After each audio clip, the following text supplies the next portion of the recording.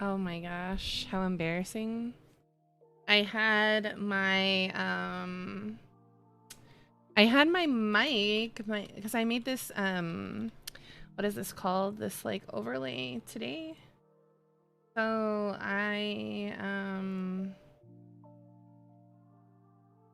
it was like pulling my webcam mic. So sorry. Give me like 2 more seconds and I think we're ready to go.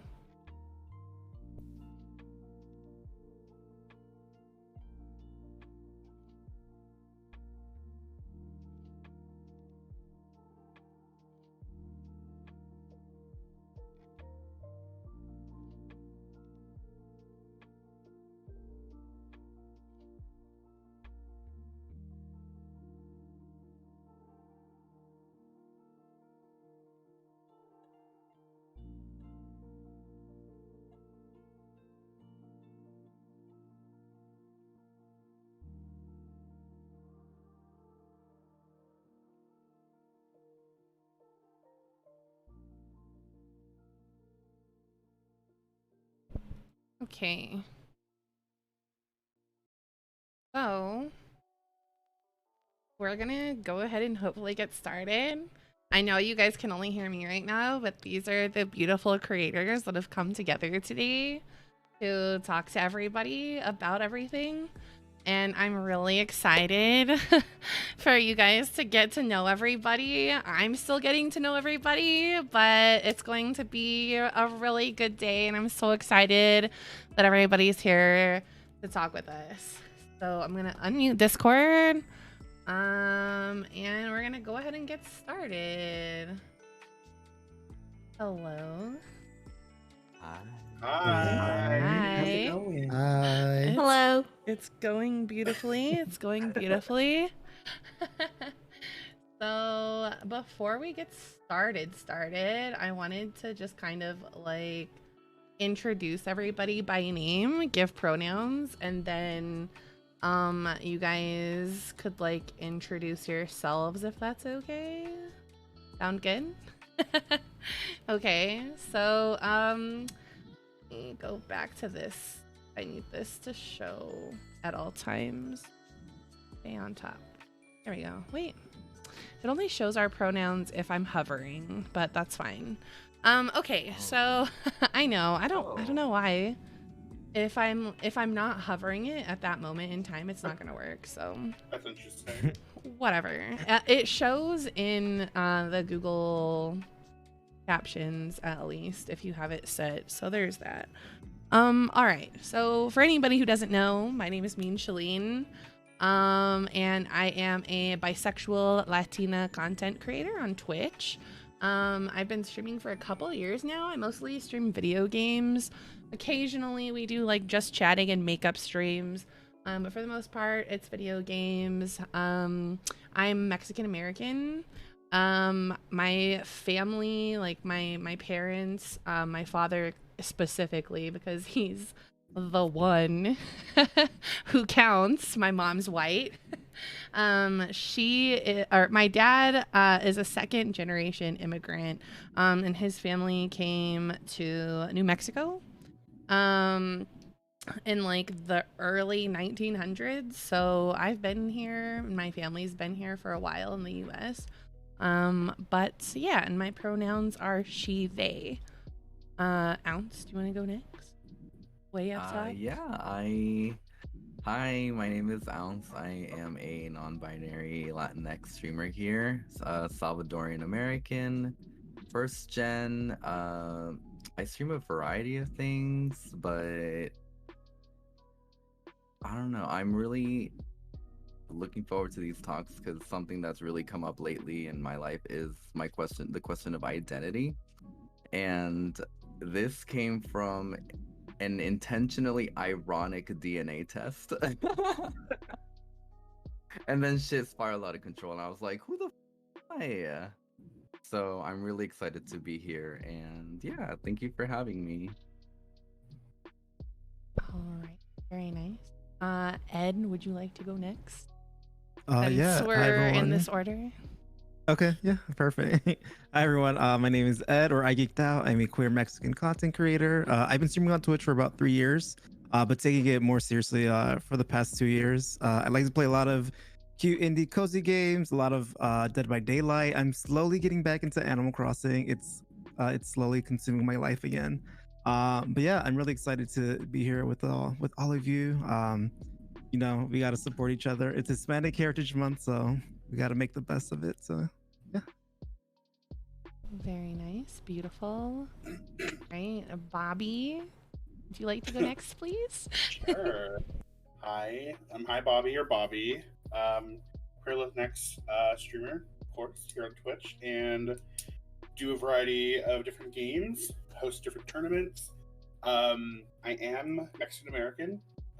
Both parents are Mexican, but both parents born here in America. Their families came to the U.S. One from Guadalajara, and then the other family, the other side of the family came from Jalisco. So have some family there that I've never met, but have messaged before. And I lightly touching the topic of today, because in second generation there was a lot of assimilation that had to be done before my generation. So that's why this is important for me too. Very nice, thank you. And pronouns? Oh, sorry, he. No, you're good. You're good. You're good. Okay, Crad. Hello, my name is Crad Knight. I was streaming for about a year, taking a break, so to figure some stuff out in my life, but I'm going to come back pretty soon. I mostly streamed in the past with turn-based strategy games, a lot of co-op games with a lot of my friends that are on Twitch. That's always been a lot of fun. I am gay, so that's where the queer part comes in. I am first-generation American. That means both of my parents immigrated here before I was born, but I was born here. And it's funny that you see assimilation because I was very privileged not to have to currently assimilate when I was born. I got to live in a mostly Hispanic community up until third grade. So I'll talk about that moving forward. I am married, and my pronouns are he and him. And I'm glad to be here. Thank you. Beautiful. Thank you so much. Marisol. Hi, I'm Marisol Lords. I'm a Latinx drag non-binary streamer. I'm a member of Team Stream Queens and Team Technicolor. I stream mostly Dead by Daylight and some horror variety stories every so often. Apart from that, I was born in Peru, migrated to the US at a very early age, and been here ever since. No need to go back. Yeah, that's pretty much me. I'm a drag queen. I love to dance. Give me money. That's it. Work. All right. Tip your Thank queens. you. Let's go. Sure. Always tip your queens. Taylor, would you like to go next, please? Oh my god, this is nerve-wracking, but yes. It's okay. I feel like when you're in like elementary and they're making everybody introduce, and I'm like, not me, please. Yeah, it's a little awkward. It's just I don't know. I get anxiety, I guess. But yeah, I'm. My name is Paloma. I'm an immigrant. I came to the U. It's a weird story because I grew up in a border town. So growing up, like it was very easy access to come to the States. But I migrated when I was, I'm gonna say 23. That's when I started living in the US. And, my name is Paloma. I go by Dobie. My pronouns are she, they. I'm a variety streamer. I like to call myself that, but I have a very obsessive personality. And when I like a game, I stream it all the time. And right now, that would be Among Us. So, variety soon, but Among Us at the moment. But yeah, that's me. Hi. Very nice to meet you. Among Us is so much fun. We honestly should play at some point, but Yes, that would be great. Yes, I would like that. all right, Julian. Hello, everyone. I am Julian or Juliancito, and I am a queer trans Boricua streamer on Twitch. Sometimes I say variety, but lately I've been saying ADHD because I feel like variety says like there's like I play a bunch of different kinds of games, but there like you'll catch me watching like you'll catch me streaming like a handful at a time, whereas I'm like, yeah, no, I'm just gonna play whatever happens to come to mind that day, which right now is Forager because it's my most recent hyperfixation. Yeah, my pronouns are he, him, and I'm very excited for today's topic because I feel like it applies to like everything since that has happened since I was born. So, well, I'm really excited to get into that. I saw you playing Forager, and I really wanted to say something because I really want to play that, but I was like, we gotta get prep for this. Well, thankfully, we'll have a lot of time to like do stuff. I'm thinking in like the last episode, I think it would be fun for us to spend some time like playing games and just like showing people who we are outside of like the serious talking, because we all are like Twitch streamers, so like we know like what that means for us specifically. And like one thing that I want to say to our audience, not because you guys mostly know, is that like a big reason why I feel like I wanted to kind of create this podcast and like this space for us is because I feel like our community, I don't necessarily want to say that like the like Hispanic community on Twitch is broken, but I feel like finding your way into it can be very difficult to navigate, and I feel like I myself don't have like a lot of connections. And I would really like to, because I think that like it's a really like beautiful group of people. It's just like really hard to like find us because we kind of get pushed into like all of these different places. So I'm really excited that to have all of you here. Like I really, really am. So thank you guys so much for being here, and thank you to our audience for being here to listen to us talk. So the first thing that I kind of wanted to get into, and as we go, like if you guys want to jump in at any time, that's totally fine.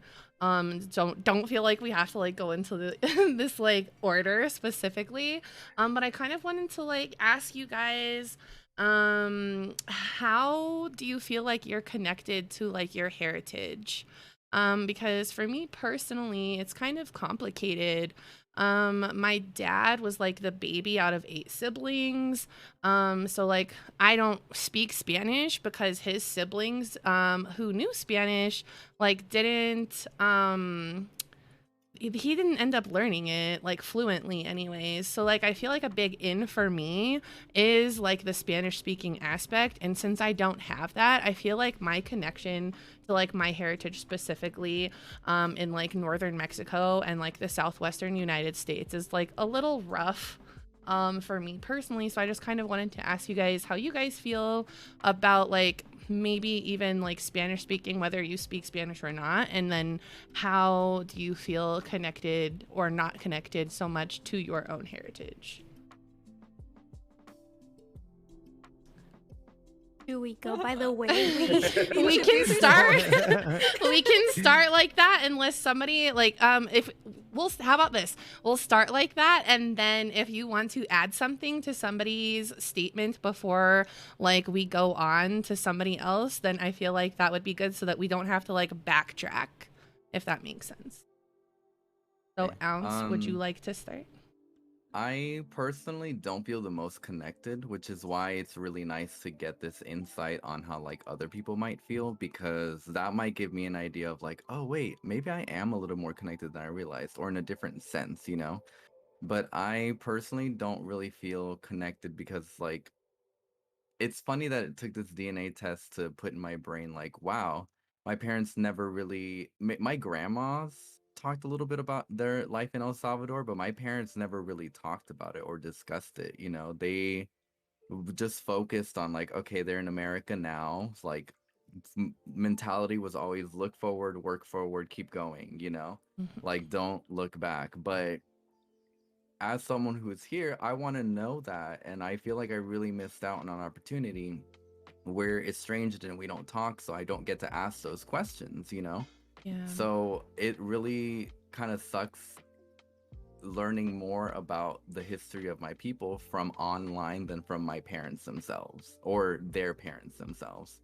So I personally don't feel very connected at all. Like I've learned a lot more from our friends than I have, I feel like, growing up, because there was a lot of that assimilation aspect going into it. But and I Yeah. do speak Spanish. It's a little bit broken here and there because I don't get to practice it as often anymore. But I would have to emphasize that it's Salvadorian Spanish. So Yeah. I definitely can relate to that, especially like the DNA testing. I ended up getting tested like earlier this year, and I was actually really surprised by what I got. At first, it was like 70% European, and I was like, wait, what? And then I looked, and I was like, okay, this makes sense. It's like obviously like there's places in like Latin America and South America that were colonized by like the Spanish, right? So like I looked and it's like Spanish, Portuguese, and I was like, okay, cool. And then my mom's like German ancestries in there too. So like that's there. But like I was just like, oh my gosh. And then I saw that I had like 20%. It just says like Native American, which like is anywhere in the Americas, right? Is like what it's categorized as basically on 23andMe. Like I think that that's like it's pretty eye-opening. I don't know if anybody else here has ever gotten their DNA tests, or like if you would want to share I that. would like to. Yeah. It's I would like to, expensive. definitely. Yeah. I'm worried that it'll just be like, this is what you are, and I'm like, okay, I already knew that. Yeah, thanks. Yeah. Yeah, thanks for nothing. Thanks for taking my spit. Yeah. Yeah, and yeah, it's just kind of also like what you said, Ounce, about like just keep moving forward and don't bother looking back is like a really big thing that I think affects a lot of families. Because a lot of people I would say, I mean, I can't speak for everybody's experience, obviously, but I would say that I feel like oh my gosh.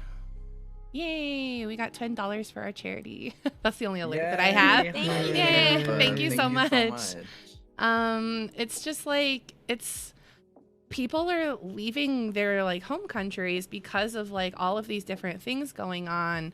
And so I don't know exactly what like my family personally was going through, what made them decide to like start moving north, basically is what happened with mine. But I do know that like it's just nobody wants to talk about it because like some of the things that people leave can be very ugly. So like it's just like not addressed, and then it's like put away, and then it's like, well, we're here, like you said, we're here, we're gonna make the most of it. I'm going to work so that my kids can like make sure that they have the best life that they can have, and then that whole like mentality just kind of like trickles down, and then looking back is a lot more complicated. So Ed, did you want to share anything?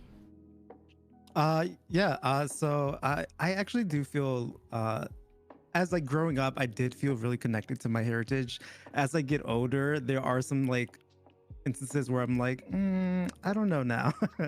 So just as a background story about me, I'm first gen Mexican American. My parents moved to the US in like the early 80s. So growing up, I have two older siblings, and then it's myself. So growing up, my parents made sure to like instill like these very like traditional values that they grew up with when they were in Mexico. So we did a lot of traditional things. Like I grew up in a Catholic church, so we went to church and celebrated a lot of Mexican holidays. I grew up in a very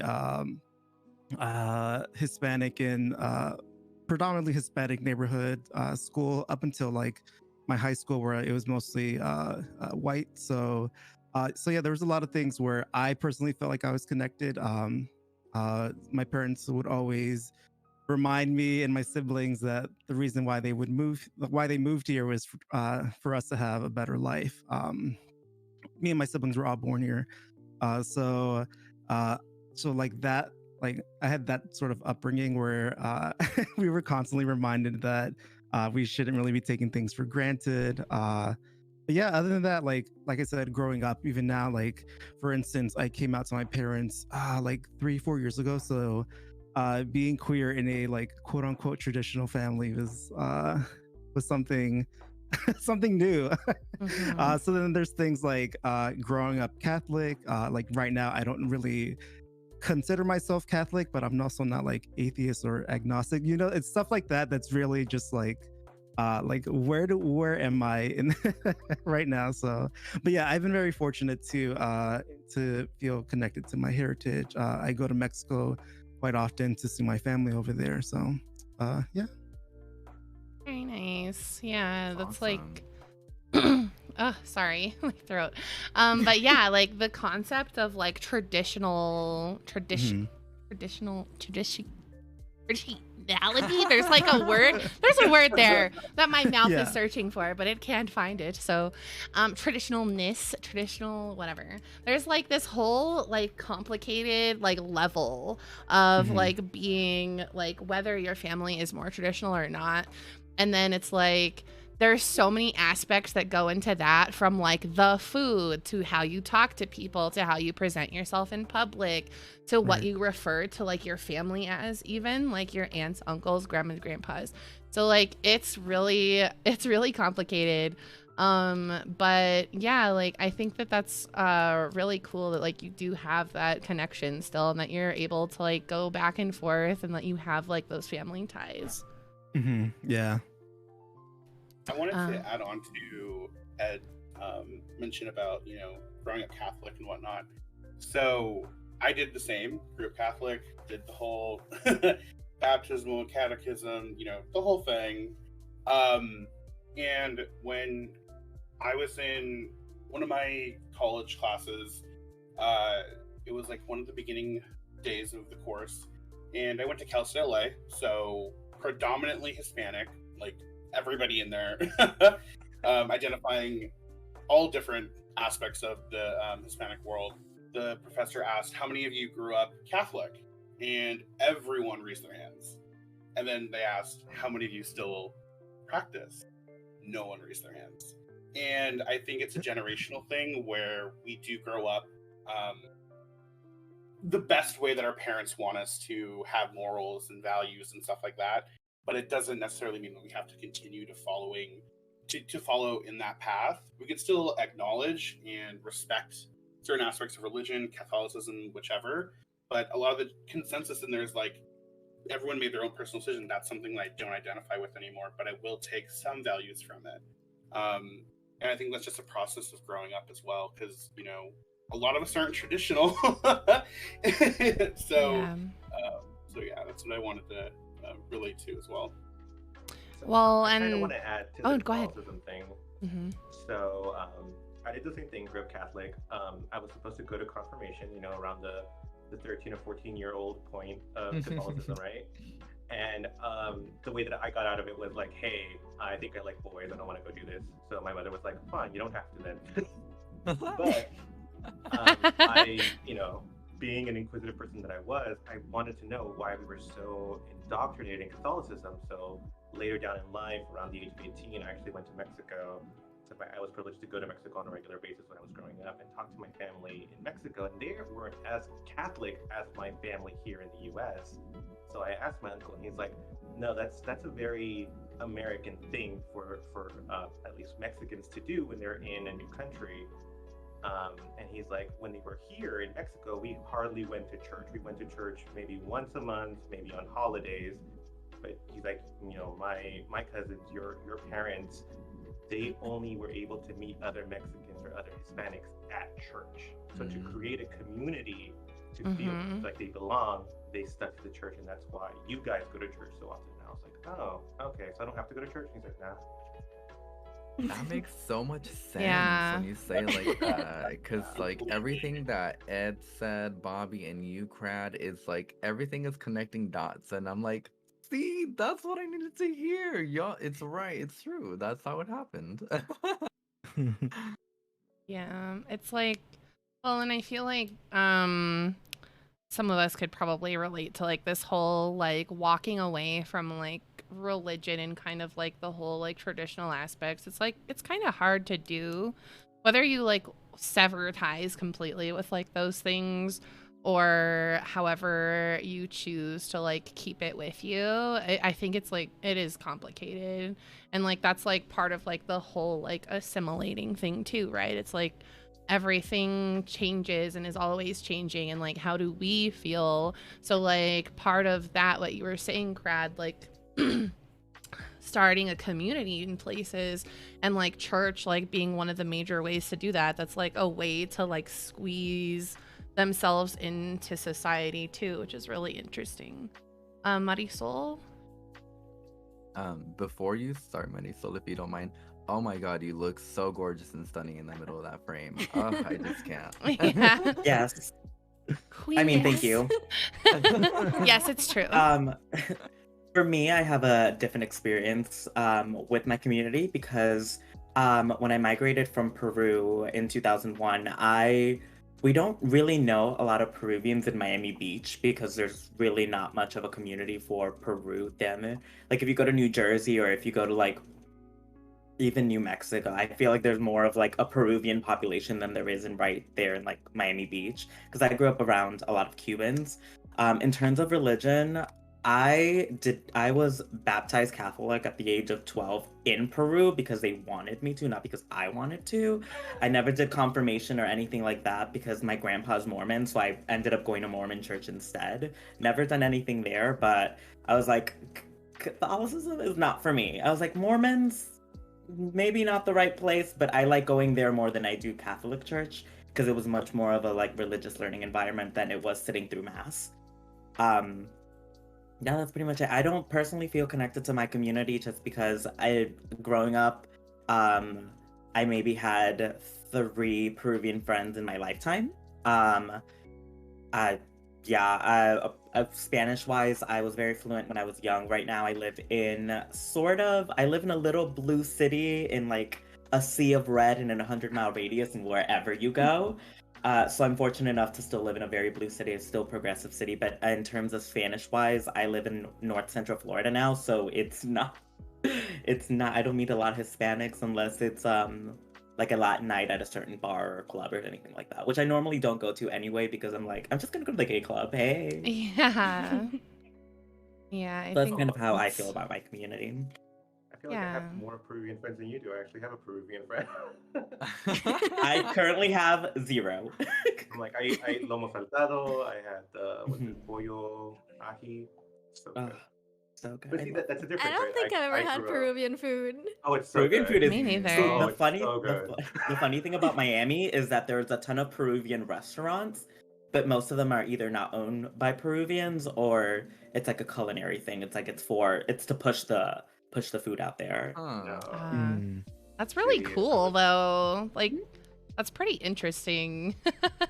I was so lucky growing up that I was able to, be surrounded by Hispanics. So I had Peruvian friends, Mexican, Salvadorian. I would go eat pupusas. I would go eat, ceviche. I would go lomo saltado. You go eat, anything. And then you have like, Brazilian churrasquerias. So you would go and have like all that. So growing up in a very predominantly Hispanically centered area, I was kind of very privileged with that. And in school, I had up into 3rd grade bilingual studies. They don't do that anymore, but when I was little, you actually had English and Spanish taught in school at the same time. Half your classes were in Spanish, half your classes were in English. And then around when I went to 3rd grade, 4th grade, the state of California did away with that, and they're like, oh, sorry, we're not going to do that anymore. We're going to go and push you to ESL. So if you don't know English, we're going to force you to learn English quickly, and then we'll throw you into English classes, but you won't get to be. So like all of my elementary school teachers were Hispanic, Esperanza, Almanza, Flores, Martinez, Agüero. They were all Hispanic women or men that taught me, and they all spoke Spanish, so they were all able to communicate with my parents at any given time. So I was kind of privileged in that sense, right? Which is very sad that you didn't get to have that when you told. It's funny that you say Grow up that, American. Crad. Yeah. It's funny that you say that, Crad, because I also grew up in California, That actually happened to me. They took that away, so I got pushed into ESL. And I got out of it around like 3rd grade, but that's something that's also interesting that I'd love to talk about at some point in our Sunday things is like, even if you do speak Spanish, like I get that all the time. People are like, oh, you don't speak Spanish correctly, or you don't speak Spanish well, or you don't speak the right kind of Spanish. That's why I joke around and I'm like, I speak Salvadorian Spanish, which is very slangy. I tell people that I speak Californian American Spanish because when I go to Mexico, they instantly know that I am not from Mexico as soon as I open my mouth. Even if I speak Spanish, they instantly know, they'll admit it, where are you from? And I have to say, well, I'm from the United States. And they're like, oh, that makes sense. Yeah. Sorry, I just saw the Calaveros in chat. Yeah, like, and I mean, there's like a bunch of stuff that happens with Spanish too. Like, I remember when I first moved to New Mexico, I grew up in Colorado, and then I moved here like 10 years ago. And when I first moved here, like, I would say that like the community of like Spanish people and like Hispanic people that I grew up around in Colorado were very like Mexican specifically. And then coming here is like a whole nother environment and like a whole nother animal. And like I'll get into that at some point too, but like one thing that's happened to me when I moved here was that there's a local food here that people make called panocha. And when I came here, I went to a flea market with my parents, and there was a little sign that said panocha, $5. And I was like, where are we? Because I didn't know what the heck was going on. So for context, Oh my god. if anybody doesn't know, panocha is like a slang word for a vagina. And so it was just like panocha, $5. And I was like, what the fuck is going on? So a lot of weird things happen with Spanish.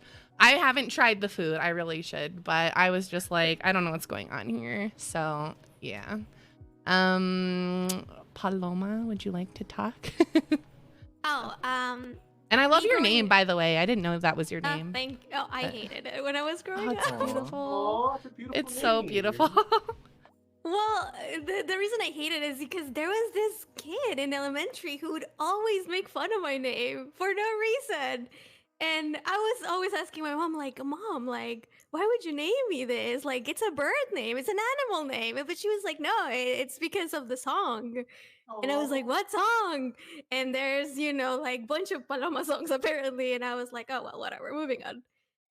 But yeah, thank you. I learned to love it. Thank you. But me growing up, I mean, I grew up in Mexico. I grew up in it was like a fusion of cultures in the sense like my dad is Mexican, but my mom, like, she has a family in Spain. She has family in other places in Europe, and it was very white, that culture. The only thing I don't identify with would be my indigenous sides from my dad's side, because my dad also grew up in North Mexico, but his dad is from Oaxaca. And he also, my grandpa, never met him. He passed away before I was born.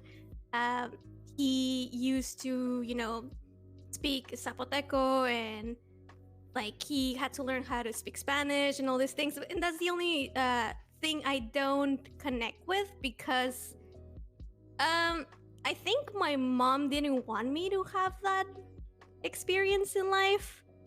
It was like a lot of colorism thing, like because I'm the dark one in my family, and she would be like, don't stay in the sun, and like things like that, but still I do assimilate a lot to Mexican culture, like and coming here, it is kind of different with the migrant experience, because it's a different type of like Mexican American that I sometimes it's hard to identify with.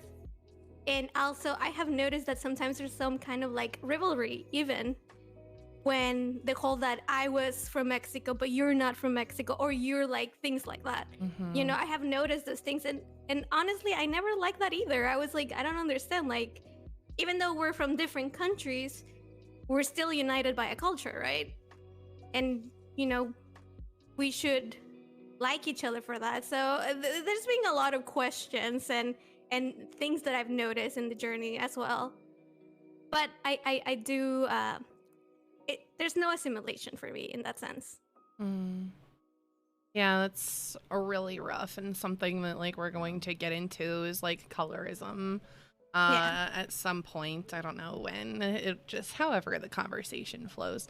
But yeah, I think that's like it's so hard and like growing up being like dark or whatever and like having those like different aspects. Like it's not I feel like a lot of times it's not something that's celebrated. Like our skin color isn't something that's celebrated. It's always like, oh well, you're this or you're that. Like my sister and I, she's way darker than I am. And that was like something that I heard growing up too, is like, oh, don't be outside, don't be outside, you don't want to get dark. And I was just like, oh my gosh. And then like now I like look at pictures of myself when I was younger and I was like way darker than I am now, but it's just like, I don't know, it's just so crazy and it's so sad that people have that experience and that people do that to their kids, because it is rough. And I know that like it doesn't come from like a malicious place most of the time, but it ends up being something that's like pretty hurtful later on, especially like now that like we have the like vocabulary to talk about things like that, whereas when you're a kid it's like, well, what's wrong with the way that I look though, because this doesn't make sense. You tell me that I'm pretty, but also I don't know what this means. It's a very complicated space. So It's very I'll- ingrained. yeah. So like I'll touch on what Shalene was saying. So I think the lightest in my family. Me and my other brother are light skinned, and then my other brother and my sister are dark skinned. My sister's a year younger than me, so we grew up together very close. We're a year apart. And she would not want to get in the sun as often, but no one ever prompted her to like not. Like as she got older, she was like more self-conscious about how she looked in her skin color and whatnot. When I get in the sun, I tan very easily, so my skin gets very dark very quickly. But I'm like, that's fine. Like it never really mattered to me, but that's because I'm lighter skinned, and like it kind of, my mom would get a little upset at her for being upset that she was darker skinned, because she takes after my father. So I think that sometimes I'm like, I guess in a sense I'm privileged that my mother was like, you're beautiful no matter like your skin color, whether you're darker or not. But it's still like those things do happen even with like siblings and stuff, and it sucks to see. Yeah. So I kind of want to touch on that with similarly, right? So my family runs the gamut of colors from like the lightest to darkest, right? So we never had that kind of colorism in my family per se. But what we did have was something that kind of insulting in a way where, if I would refuse to eat certain Mexican dishes like tortillas or frijoles, beans or anything, right? I would be called Indio. And I'm like, how can you call me Indio, which is Indian, right? If we're all mixed, we're all, half indigenous, why would you use Indio as an insult? And they're like, well, it's because we have to separate ourselves from them. We're not them. And I'm like, but again, we're all part of it. They're like, oh, no, we're mestizo, we're mixed. We have European blood in us. And I was like, that's really weird that we would distinguish ourselves. But it was so culturally ingrained that they would do it just subconsciously, that they would just call each other that. And I was like, that's not right. Why do we do that? And I never really got an answer because, where my family's from in Mexico, it's central Mexico, where all the words are in Nahuatl, right? So I learned how to pronounce words that aren't Spanish, like Jojutlas, like Iltenango, Cuernavaca, right? So there are all these very Nahuatl words, Aztec words, yet we continually use Indio as an insult. I never understood why. That was very sad. Yeah, it's like pretty tragic. And like then I also have like this situation with like my family, because my mom is white, that like I wasn't included when I was younger with like my Mexican family. Like I would say that we spent most of our time with my dad's family. So like my cousins would always call me like Weta and stuff and like not include me.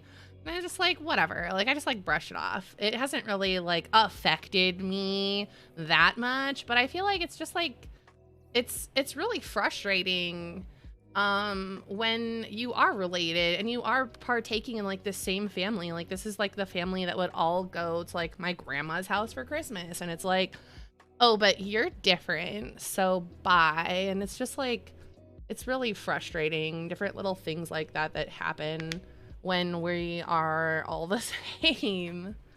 All right, Julian. Wanna? Yeah. So as far as my connection to my culture, um, it's definitely very broken. I like I grew up in a very white area, and my parents, like, I think I'm the only, I have a unique experience here as also being Jewish as opposed to Catholic. My dad grew up Catholic, and so we've celebrated, like, we celebrate Hanukkah, we celebrate Christmas, but I didn't really, like, religion was not a big thing in my household. But we did have, like, I consider myself very culturally Jewish, even though I'm not religious and I don't practice Judaism. And so for me, like, we grew up with a lot of Jewish culture, but we didn't really grow up with a lot of Puerto Rican culture. And my dad, when I was like 2 or 3, he decided to change our last name to something else. And my dad has 3 younger siblings, 2 of them being boys. And I only mention that because, patriarchy, women change their last names, blah, blah, whatever, like, F the patriarchy. But that aside, right, like, of the men, my dad was the only one who changed his last name. He was also the only one who, I mean, his youngest brother was like 18 years younger than him, so he didn't get married till much, much later anyway.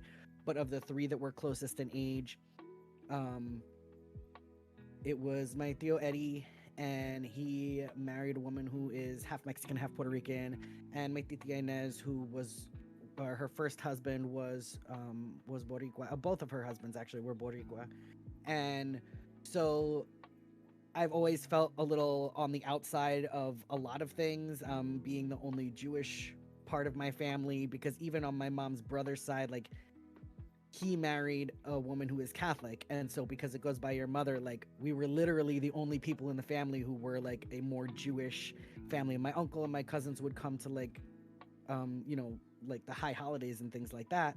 But yeah, so we had that. And then again, we really just didn't grow up with a lot of Puerto Rican culture.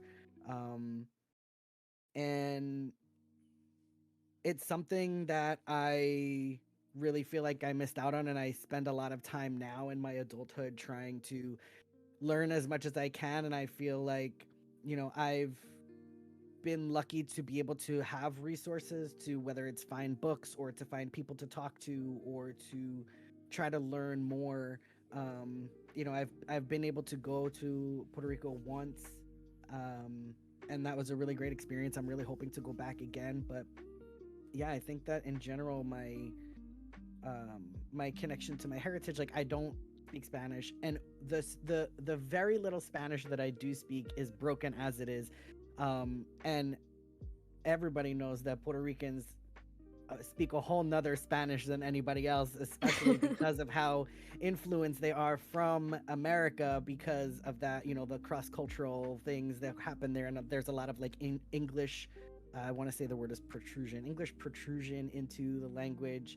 And speaking of, like, other weird things that happen in the language, like, anybody else, if you say bicho to anybody else, you're like, oh, that's a bug. But if you're in Puerto Rico, bicho is penis. So be careful if you're traveling.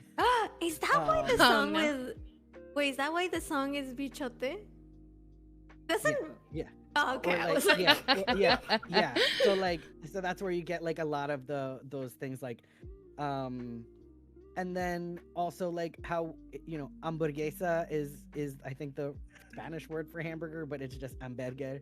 Everything is just pronounced with a Spanish accent, and then it's Spanish. So, Oh, but no. yeah. It's really wild that you share that, Julian, because in El Salvador, bicho means kid. cute. Oh no. Oh my goodness, that's so funny. All right, so Calavero is here with us. Would you like to introduce yourself? And I know you're gonna be off cam, which is totally fine. But do you want to introduce yourself? We're just like kind of like talking about our connections to our heritage.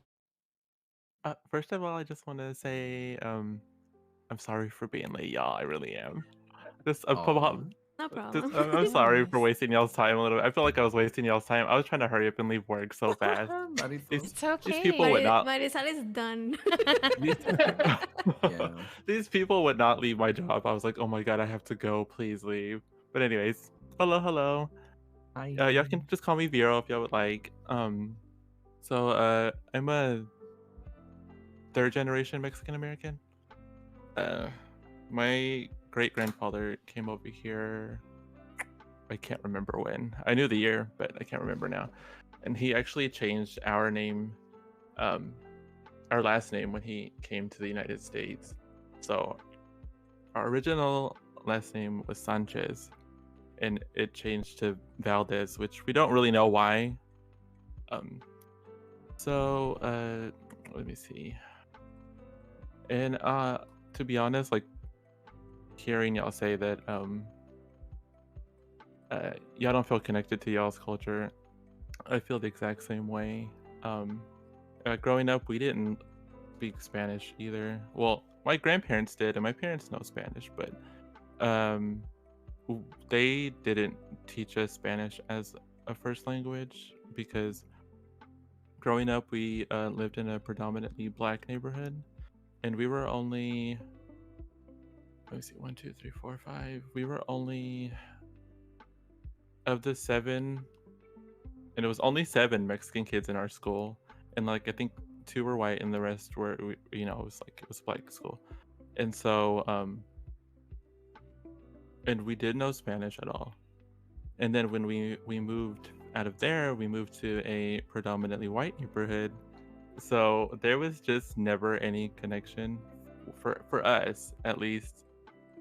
Like the only connection that we really had to like our heritage was our grandparents, and they're not with us anymore, and so like I feel like it's even more disconnected now than it was, because like with them when they were alive, we would go to festivals and we would do all that stuff, but because that's what they wanted, and like they were like the leaders of our family, right? And they're not here no more, so we don't do things like that. Like last year we went to like a Day of the Dead festival for the first time like ever, and it was nice to be there. um but yeah, like I also feel disconnected in a sense of not being able to speak Spanish, because sometimes when I want to be able to communicate with people that don't know English, and sometimes I can't, and it's um like they like I get these like looks of disgust sometimes because I don't speak Spanish or I don't speak it right. And as I've gotten older, I've learned to speak some, but like, and I feel like it when I get those looks of like of disgust, it makes me like, it almost like pulls me back in a sense. Like it's like I don't know if I want to do this anymore. You know what I mean? Like um or if I want to, connect to myself, you know? And so like I even find myself even now still like I'll know like, like if somebody like doesn't know English and I don't know Spanish, I get kind of scared, because I'm like, how are they gonna react to this? You know what I mean? So Yeah. and it's hard. Like and it upsets me too, because it's like I want to be able to talk to you, you know?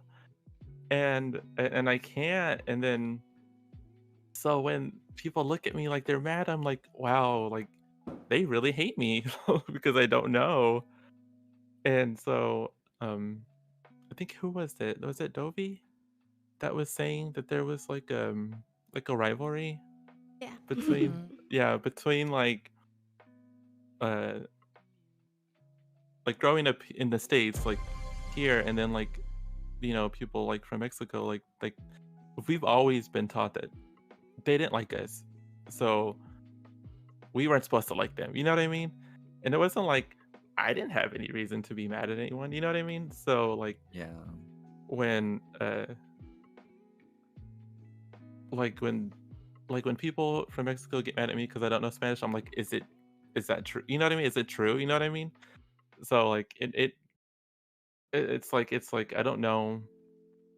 And I've never really like spoken to honestly, I haven't really spoken to anyone from Mexico. So it's like and that's like a disconnection too because Mhm. I don't know like how they're feeling as well because I've never gotten a chance to really, speak with anyone. Yeah, and it's like it's so complicated. And like there is a rivalry and like there is like a lot of like, oh my gosh, we've gotten 3 donations to our charity, by the way, in like this like short little bit of time. So thank you Yeah. guys so much. Oh my god. But yeah, like there's issues that happen like within like our own groups, and like I feel like there's like this kind of like unspoken rule of like politeness that kind of goes with that, but at the same time it's like even if you are trying to outwardly be polite, some people still have like their thoughts about like people from like outside of the US that are like still part of like this like group of like I guess like Latin America and then like South Americans as well. And it's like I know that there's like issues that I've had growing up where like people in like my community or like my family have always like looked down upon, not always, but some people have looked down upon people who are from Mexico and who live in Mexico.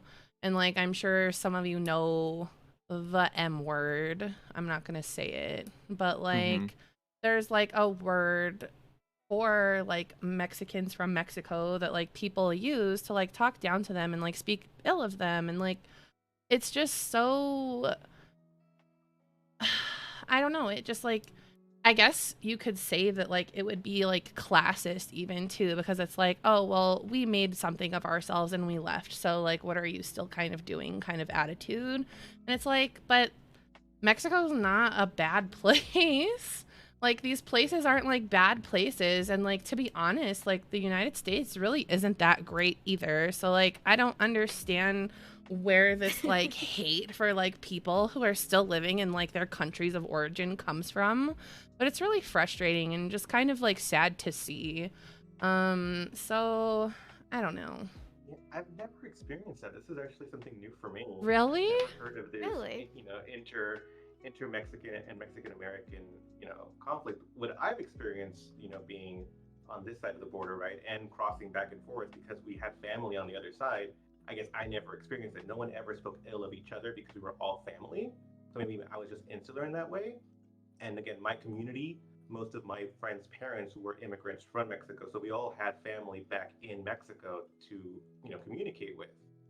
The the the the rivalry that I experienced was between Mexican, Salvadorian, Mexican, Guatemalan, Oh, that's also Mexicans, true. international, or like within the nations. Like you would be like there are certain terms that Mexicans use against Salvadorians, Guatemalans, Hondurans, and vice versa. There are certain words that Mhm. Salvadorians use against Mexicans, and I mostly experienced that here when I would hear some, sadly, some of my family use it, even though we intermarried with other non-Mexican people. Like there's people in my family that are Salvadorian or Guatemalan, you know, and from other places. And I have friends that are from, Peruvian or, Colombian, Ecuadorian. So I sit there and I go, I'm like, we are all multicultural. We're okay with each other. Why do we have these words? Why do we separate ourselves so aggressively from each other? And from what I've learned, why this comes is because you are who you are when you get here. You're like, you don't have anything to tie yourself here if you're immigrating. So you're Mexican, you're Mexican. So if they try to say, oh well, you sound like a Salvadorian, I'm like, no, I'm not Salvadorian, I'm Mexican.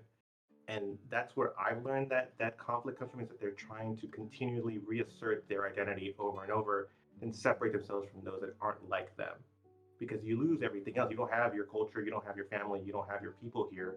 So the most you can do is just keep your identity. But yeah, that's the only thing that I've experienced. I've never experienced this inter-Mexican, from Mexico and from the American side clash like that. So that's something new for me. Yeah, I actually have. Like I said, I travel a lot. I traveled a lot going back and forth to Mexico and here. So like growing up, like I have tios and tias who would tell my cousins like, oh, they're I don't know the English word to like presumido, like show off, I guess. Like because Fresa. like yeah, like Fresa. Fresa. like our cousins would like think that because our Spanish was broken that like we were better than them, or like we're better than because we were born in the US or because we spoke English. So like that rivalry sort of like was stemmed from like the adults more so than like us as kids. So yeah, so like that's the only type of rivalry that I can think of, like where cousins probably thought we were better than them because we were born in the US. But really, the reason why I'm quiet is because I'm shy and I don't want to like speak Spanish because it's broken. So like that's the only type of rivalry that I remember growing up as kids. And even now, I guess sometimes as an adult, I still face some of those issues with older cousins. So I would get yelled at from my aunts and uncles. Be like, no seas presumido. Like, humble yourself a bit. You're like, you're not. yeah. You're not. Yeah. You're not. All that in a bag of chips. Yeah, like I promise I'm not showing off my like brand clothes. It's just the clothes that I own. Like Yeah, it's Yeah. like we happen to get at the store today. this is my American Eagle shirt. I'm sorry. I interestingly grew up experiencing the same thing that you did, Crad. Interestingly enough, from the other side, being El Salvadorian, often getting called Mexican. And even now, like even in the present time, I still get called Mexican a lot. That's so bad. And it's like even people who know like sometimes forget, and I'm just like I don't take it as an insult because I think more back of like our history that every tribe from Latin America came from those tribes that were in that area where it's currently Mexico anyway. So I think of us as like a more spread out tribe, if anything. So I don't really feel insulted by being called Mexican, but I think it's very important to reassert, like you said, that no, I'm not technically Mexican, I'm El Salvadorian, and we exist, we're real. Because it's such a small country that people very often like swat it away and don't give it any expectations or credit.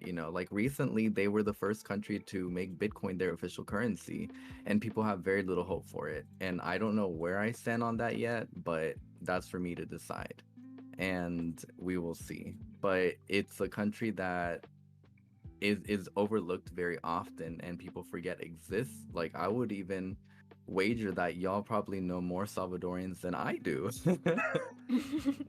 I unfortunately now live in a predominantly white area, and I very much miss that mixture of culture, not just from Salvadorian people, but all like Latin and Southern American cultures. Because, like I said, for me personally, I just feel like we're all one people with some differences, and we definitely have a history, but that's the history of our ancestors, and we shouldn't carry on that hate, in my opinion. But Yeah, I I'll- agree. I'll add on to what Bayan said, that I think for me growing up, I didn't grow up learning any Spanish or anything. My mom didn't know any Spanish. My dad predominantly knew Spanish. My grandma, my grandpa knew Spanish, but very little. They kind of lost it as they got older. I don't know how, but yeah. But growing up, anyone who spoke Spanish to me when I was little was Mexican, because that was the culture I was brought up in. That was what I knew as a little kid. My best friend growing up was El Salvadorian, and I think it was like 6th grade. She told me, she's like, I'm not Mexican. She just looked at me like, I'm not Mexican. I'm like, but you speak Spanish. And she's like, no, I'm El Salvadorian. And then that's I think it just comes down to education. Knowing that, you can't just lump everyone in a group and say they're Mexican, because, you can ask people like, hey, oh, you speak Spanish, you're Hispanic, what are your origins? Or, you know, it's not rude to an extent, but like, it was assumed that for myself growing up, everyone was Mexican, but until I learned that, and now I have two of my best friends are from El Salvador. Their parents migrated here from El Salvador and grew up in LA, and it's like they knew the amount of El Salvadorians who live in LA isn't as big as the amount of Mexicans that live in LA, so they feel like kind of left out. So I understand like wanting to be identified and be like, no, this is where I'm from, this is my culture, this is the type of like food we make and stuff. So it comes like, I feel like from their perspective and having talks with them, they don't hate, or they don't they don't feel like being called Mexican is a bad thing, but they're like, we would like to be identified as, you know, El Salvadorian as well. Yeah, I feel like, well, I'll just refer to it as the islands. I feel like people from the islands and then even from like South America get completely dismissed. Like, and it doesn't necessarily just come from like us, but like the world, because I feel like, I guess like the United States and like my experience growing up is just like geographically, it's like there's Canada, the United States, and Mexico, the end. And then it's like, oh, and then there's South America, which is Brazil. And it's just like, it's just so hard. So like, Marisol, I wanted to ask you, like, what do you think about like this like little like topic that we've kind of like come upon? Because like you're from Peru, so like what I know that you were saying earlier that like you don't know a lot of people or any really from Peru. So like how does that kind of work for you, and like how do you feel about like just kind of being dismissed? Have like you ever been asked, I guess, like if you're Mexican, and like how that goes, I guess?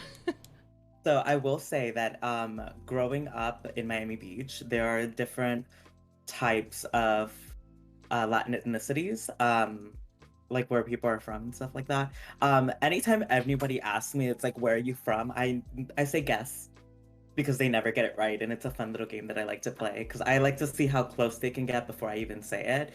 And they would literally go through about 12 to 16 different countries before they can get to Peru, and that's after I tell them. Because by looking at me, you can't tell I'm Peruvian, especially growing up in Miami Beach, and I don't have a Peruvian accent when I speak Spanish, and also at this point in my life, my Spanish is also a little bit broken. I will get a lot of Cuban, Colombian, I would get Mexican wasn't really one of them, but that's just because I had more of like a Cuban relationships, and Colombian relationships, being like raised by my stepmom and stuff like that. So yeah, like I say guess, and nobody ever guessed. They will go through Bolivia, which is, I feel like, the most dismissed country out of South America. The most obscure South American country. It's just like it's right Yeah. next to Peru, and they often feel the way as in like kind of like the versus thing. They're like, we're Bolivian, we're not Peru, or we're not Chile, or we're not that. Yeah. I often have to like when asking me like my heritage, I said I'm Peruvian. That's it. I'm nothing else. Like, leave it alone. I'm not Mexican, I'm not Colombian, I'm not Cuban. Although I might have those inflections in my accent when I speak Spanish, it doesn't mean I'm from there. Yeah. Okay, so let me see here.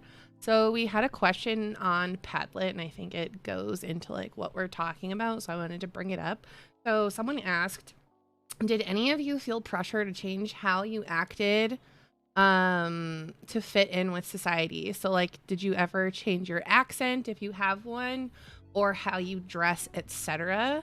And before we get into that, I wanted to just kind of like bring up the idea of like a discourse community, and what that exactly is, and like how code switching and or Spanglish kind of work into those things together. So like, for anybody who doesn't know, discourse community is just basically like how people's language fits into the specific community that they are engaging with at that time. So Twitch has its own discourse community. Your groups of friends, you might have one group of friends that you speak differently with and another group of friends that you speak differently with. So did any of you guys feel this like pressure to change how you talk, maybe specifically in front of different people? No. Marisol, do you want to go? I saw your hand first. Sorry, I was Crad. like, hey. As so yes, I wouldn't say it's more of a pressure, but more of an adaptive, to kind of not be shunned out by different communities. So like I mentioned, I used to have a lot of Cuban and Colombian friends, and I would not speak the same way, and I would adapt my accent to fit better the group. Mostly for a like camouflage appearance and a more of an acceptance appearance. But I never felt pressured to do it. It's just something that like naturally happened by just being around them.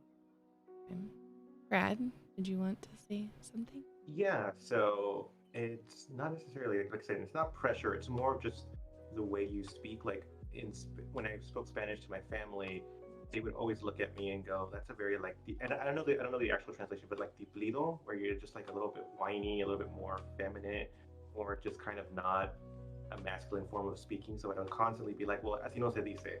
Así se dice cuando eres hombre. Así no dice, you be more masculine in the way that you speak." So after a while, I would just continually change the way that I speak until I just answered single words, or dropped my voice, or did something much more masculine in the way that I speak. I wouldn't whine as much. I wouldn't complain as much. So that's what I would do in that sense, where it's just you had to change the way I talked with my family in Spanish compared to how I spoke with people in English, or my friends in English, or even my friends outside of family. For sure. Yeah, I like career-wise and like things that I've like done specifically, like I'm very invested into like higher education and like that world. And the university that I went to is like a predominantly like Hispanic serving institution. And so when I became like an English professor at that college and like another school here, it's like seeing what is expected of me as a professor in the higher education world, to like make these kids like conform to, and then like taking into consideration like their accent and like how I speak anyways, and like how I have to get them to like write papers to fit into the higher education world. It's like so hard to do. And like I found that a lot of people, I would say, agree with this, that like it's kind of racist to like grade your students like based on like the grammar and like the way that they're using language in their like papers and whatnot. So like I feel like that's how it's like fit into my life mostly, not necessarily for me, but like something that I've observed throughout like the past like 8 years is just like people are forced to change themselves when they are in the higher education world, which is pretty sad. So yeah, that's all I was going to add myself. If anybody else really wanted to. interesting that you hit that particular aspect of it, because for me that change happened in college. Because growing up, I grew up in East LA, so I grew up around a lot of like Mexican people and other people in Latin American and Southern American, but heavily more like Mexican people. And at home, we spoke nothing but Spanish. School was where I spoke English. So I went to college in San Francisco. So it was strange moving from SoCal to NorCal and being the only person I knew there and being roomed up with a bunch of strangers who are white, and it was really eye-opening and wild to see a whole different side of life that I didn't even know existed, because that's not the environment I grew up in. I didn't have the same privilege that all these other people did, and the only reason I went to that university is because I got rejected from everywhere else, whereas some people, like, that was their choice, that was where they aimed to, and don't get me wrong, I enjoyed it, but it wasn't my ideal personally. but I'm glad I went because that experience was very eye-opening in that sense of like, okay, the outside world isn't as accepting as like within Mhm. your community, you know, like you can't just speak Spanish to these people when you can't figure out how to express yourself. You can't just like, they don't know what a pupusa is. There's no like Mexican or Latin markets around for like miles, you know. God, Yeah. And I in feel San you. Francisco, that's all the way east and south area. So, and I'm sure that's anywhere. If you go into any city, the further east you go, the probably browner you get. Yeah.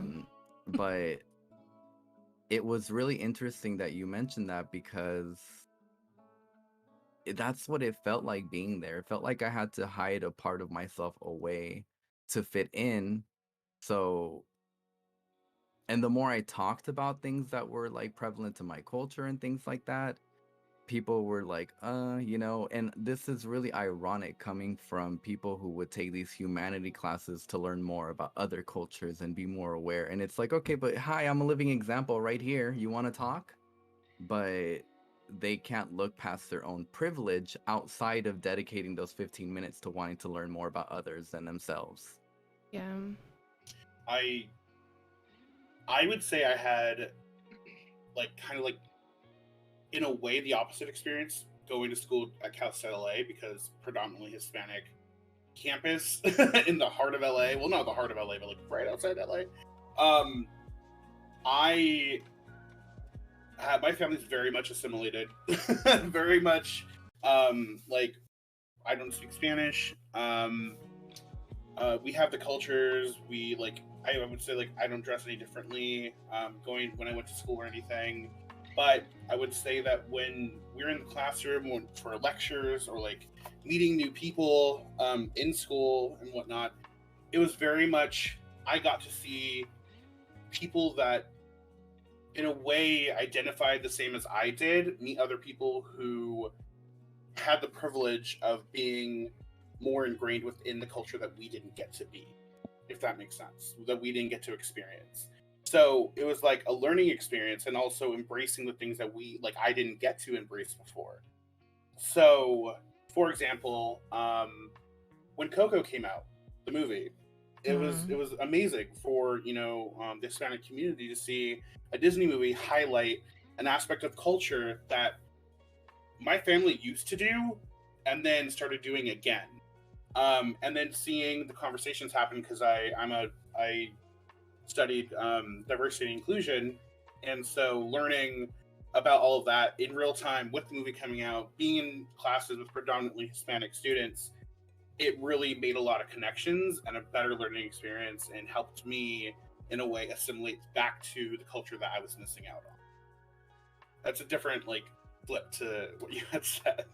It's so interesting that you share that, Bobby, because my sister went to ELAC and the rest of my family basically went to Cal State LA. And I saw how different their experiences were.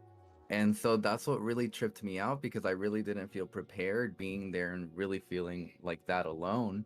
And honestly, Eve, like, I think maybe I made like one Hispanic friend in the 5 or 6 years that I was there.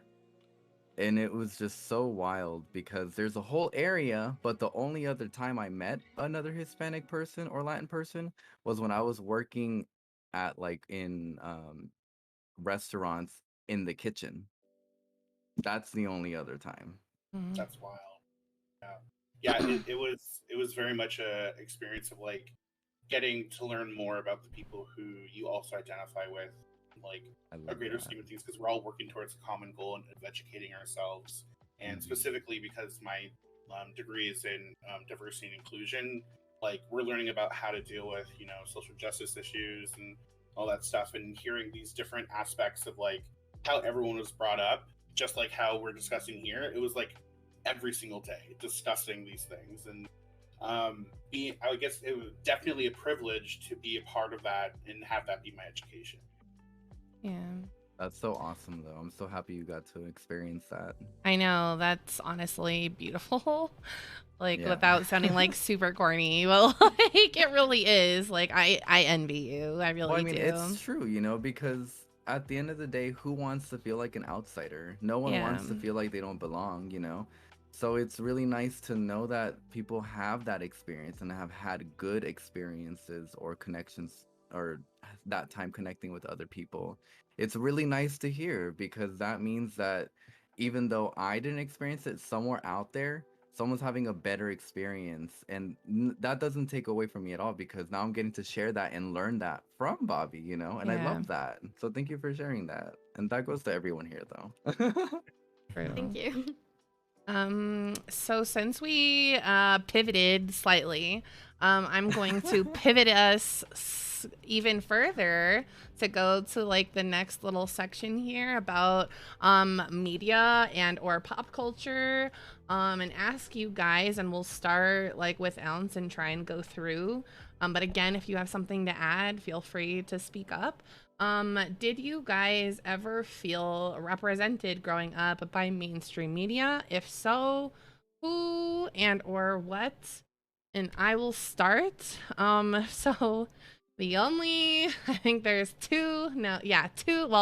three figures growing up that I ever saw that were even slightly something I could identify with, and that was the movie Selena, which introduced me to Selena and also Jennifer Lopez. And that movie was like very special to me because there's an emphasis there about being Mexican American and what that looks like in the movie. And then the last one was La Cienega Boulevardes from the Proud Family.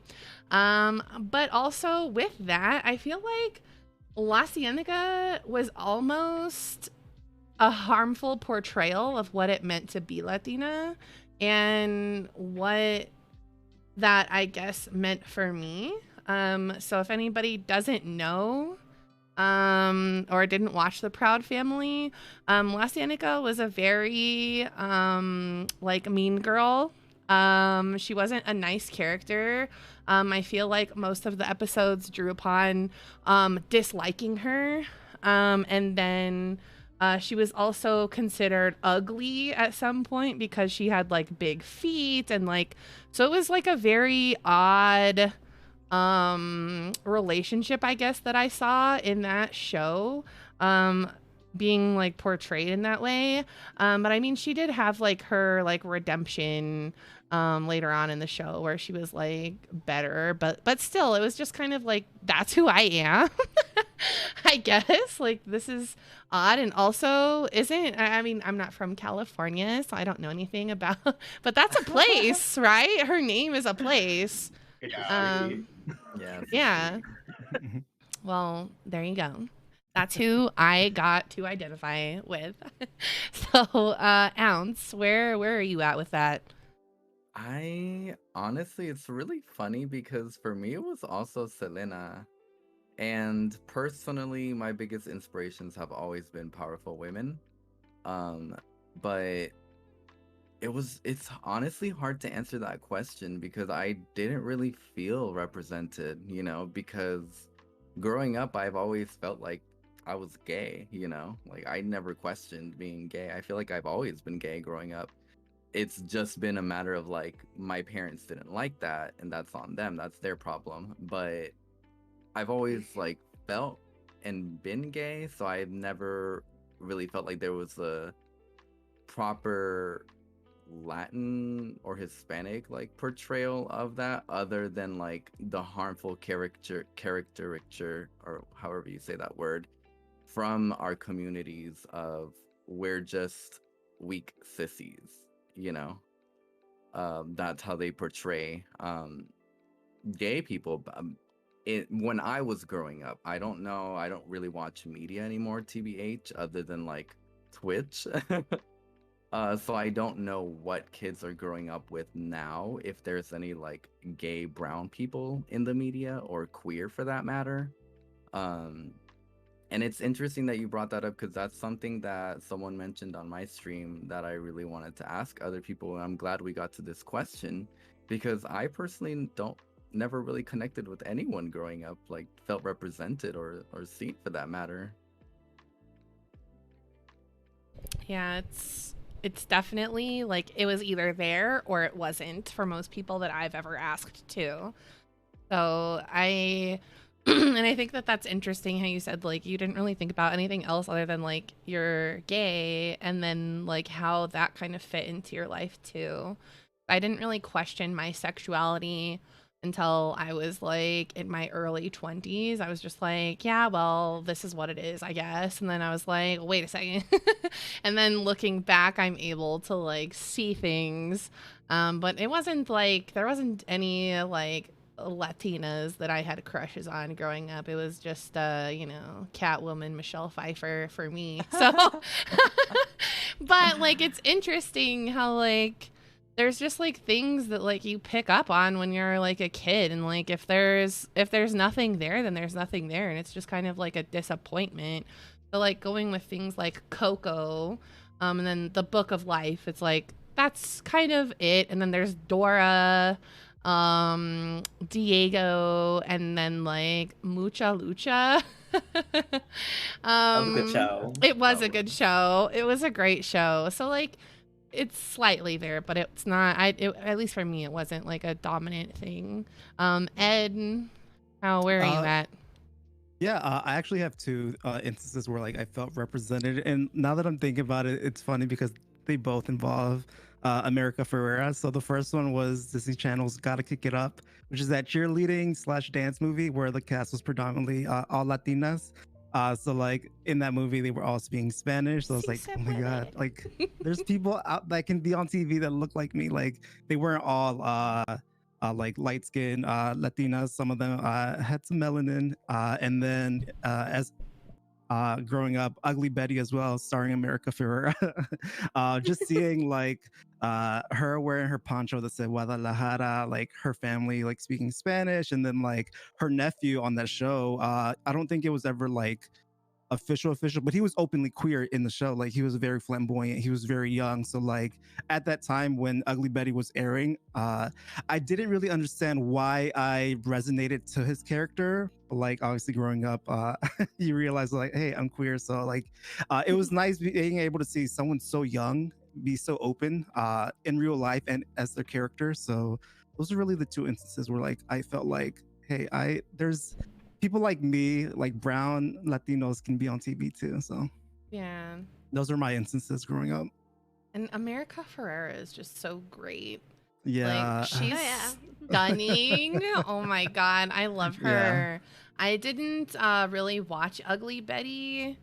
I don't even know how old I was when it came out, but it was like I didn't really watch TV at that time, so I didn't really watch it. But I do remember her being in like Sisterhood of the Traveling Pants, which was like big for me because like she even talked about her body in the movie, and like I really loved those books when I was a teenager, and so like seeing not only like a Hispanic woman in this film, but like also plus sized was like huge for me when I finally saw that movie, and I was like, wow, like okay, she's beautiful, I can be that too. And like it was really nice. So I'm really glad that you brought her up. I don't know how I was sleeping on her with my answer, but anyway. yeah, that's also a good reason, because like I also like I grew up big, so like seeing someone like America Ferrera, like who always spoke about like not being thin on TV, also gave me even more hope. Like I can be brown, I can be I can be big, and I can be on TV. So like I really like looked up to her like growing up. So Bobby, hi.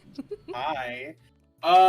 So I guess in aspect to all of media, I guess this can be seen as like, yes, it's representation in media, but also it also created like a negative, like stereotypical caricature was George Lopez, because he really leaned into, I would say, things that possibly some folks felt insecure about their own heritage and the way they spoke, and the mannerisms that they have. Because I have had those conversations before, especially like in school, that like he really leaned into the things that people were insecure about with their Hispanic heritage and were made fun of by other people. And that was one thing that I kind of like learned and was like, oh, I thought it was funny because I identified, but like, oh wait, that was kind of also hurtful. So George Lopez is one. The show was hilarious. Loved the show. And then Selena, of course. And I remember watching, showing one of my partners, Selena, and they had never heard of Selena ever in their life. And after the movie was over, they were like, "Wow, like that was great. That was amazing. Like, where is she now?" I'm like, "Did you not watch the movie?" She's like, "She's gone." And she's like, "Well, why aren't there more artists like that?" I'm like, "I don't know." And one other artist, I mean, Ricky Martin. My mom loved him growing up, and seeing like that was pretty much the representation that I saw in media. But like as more time goes on, there's more and more opportunities for you know, Hispanic, actors, musicians, and stuff being presented to us now. Like Cristela Alonso had an amazing show that got canceled, and like who is Gabriel Iglesias has an amazing show on Netflix right now. It's really good, and they talk about all kinds of issues, queer issues, identifying pronouns, everything, and it's actually really good and educational almost. But I think slowly we're getting there to a point, but those were the main ones: just Selena, George Lopez, and Ricky Martin. Yeah. All right. Yeah, I did watch the George Lopez show. Same. Sorry, I laughed a lot. getting eaten by mosquitoes. I'm like disappearing, clapping, and anyway, ignore me. But yeah, I think that's really great. That like, there's just, I mean, there were options. There weren't a lot, but I would say that there were people, that like we could like see ourselves in. It was just like they're hidden, and even now, I feel like that's like something that even happens, especially in this space on Twitch. It's like we're hidden. So it's like getting your shovel out and trying to dig through everybody and like find a group, especially when I don't know about you guys, but I personally don't stream to like a Spanish speaking audience, like when you select your language, right? So it's like I'm disconnected from that entire section of people, and then it's just like when you do speak English, it's just like digging through everybody to find someone. So like there's a lot of similarities there. Crad, how about you?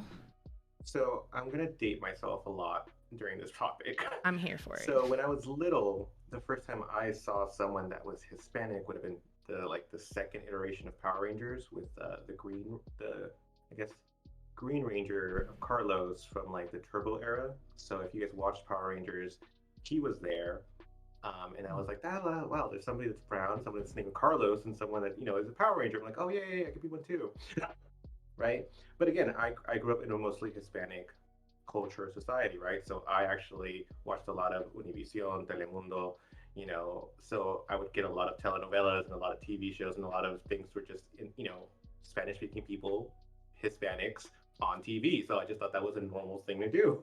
So I never sought out, Hispanic people in TV because I was like, oh, they're just on, they're on Univision, they're on Telemundo. Just turn to that channel, you'll see like everybody from little kids to adults to grandparents, they're on TV. So it wasn't until I got older where I started going into maybe like high school and college where I'm like, there isn't a lot of people in English speaking entertainment or media. Like the most you had was like maybe Selena, and as I got a little bit older, maybe like you got the follow through of like the Latin invasion, which was like Shakira and Ricky Martin, and a lot of that music coming through. With I got a little bit older, you have Pitbull and more Latin influence in music. But for like the longest time, I'm like, what do you have? You have Selma Hayek, you have Antonio Banderas. And I don't think Antonio Banderas is even Hispanic in our Latin terminology. He's more like, I think, from Spain. Mm-hmm.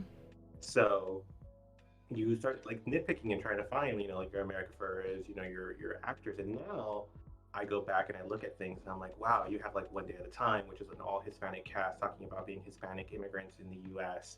You have like Love Victor, which is the Love Simon story, but of a Hispanic group, Hispanic actors. You have a lot of more films, a lot more actors. You have all of, Desperado and those kind of movies coming through. So it was really hard to find English speaking Hispanic in media for me growing up, unless it was on Spanish-speaking channels specifically catered to the Hispanic community. Yeah, I They even feel have their like... own whole ass Plaza Sésamo. I love Plaza Sésamo. Don't get me wrong. I would watch Sesame Street, be like, "Where's Plaza Sésamo?" You know. Or my favorite moment was watching Wishbone and them doing like the Virgen de Guadalupe little storyline, and I'm like, why is Wishbone doing this story? He's Wishbone. He should be doing Shakespeare or like right? And I was Yeah. just like, wow, look at, they're actually catering to my my demographic. That's kind of sweet and awesome, and I used to love Wishbone. Yeah, I Dated feel ourselves with like... Witchbone. You know what? I'm I gonna keep watching. mean, okay, let's be honest. Like, we're secretly older than we might look, so whatever. But we look great for our age. Fake What do news you again. mean? What do you mean? What are you I'm saying? 18. I'm just gonna say we look great. I miss Wishbone so much. Wishbone was a great show. And didn't Wishbone come on after like Arthur? Yes, I would watched wait- the I would heck out suffer of through Arthur. to watch Wishbone. What? Arthur was so funny. I liked couldn't relate. Arthur. I couldn't But relate. look at all the memes that Arthur has created. Yeah. True. I'd rather watch Mr. Rogers' Neighborhood. I don't know why. Yeah. Mr. Rogers was something, that's for sure. But Plaza Sésamo all the way. I just remembered something about the Selena movie. The one of the dudes, the one who actually says Selena's when they get their car broken down or whatever, anything for Selena's was actually a queer man, and unfortunately Yeah. passed away recently. So Oh, no. just want to throw that out. There was a queer Latina actor Oh. in the movie. Love Oh that. no, But that's that's so sad. sad. Yeah. Marisol, what about you? So as like general representation, I feel like my first thing was like possibly like the kids show Maya and Miguel. It was like it's about a Mexican American family, I believe. I don't really remember the show that well, apart from like Dora and stuff like that. In terms of like actually being able to relate, I don't feel like I still have had that opportunity. Just because anything that I grew up watching was mostly Mexican based or Mexican American based. And I don't relate to that just because I don't have family there. I didn't have that many Mexican friends growing up. So I just I watched it because it was good entertainment. But as far as actually identifying it, it wasn't something for me.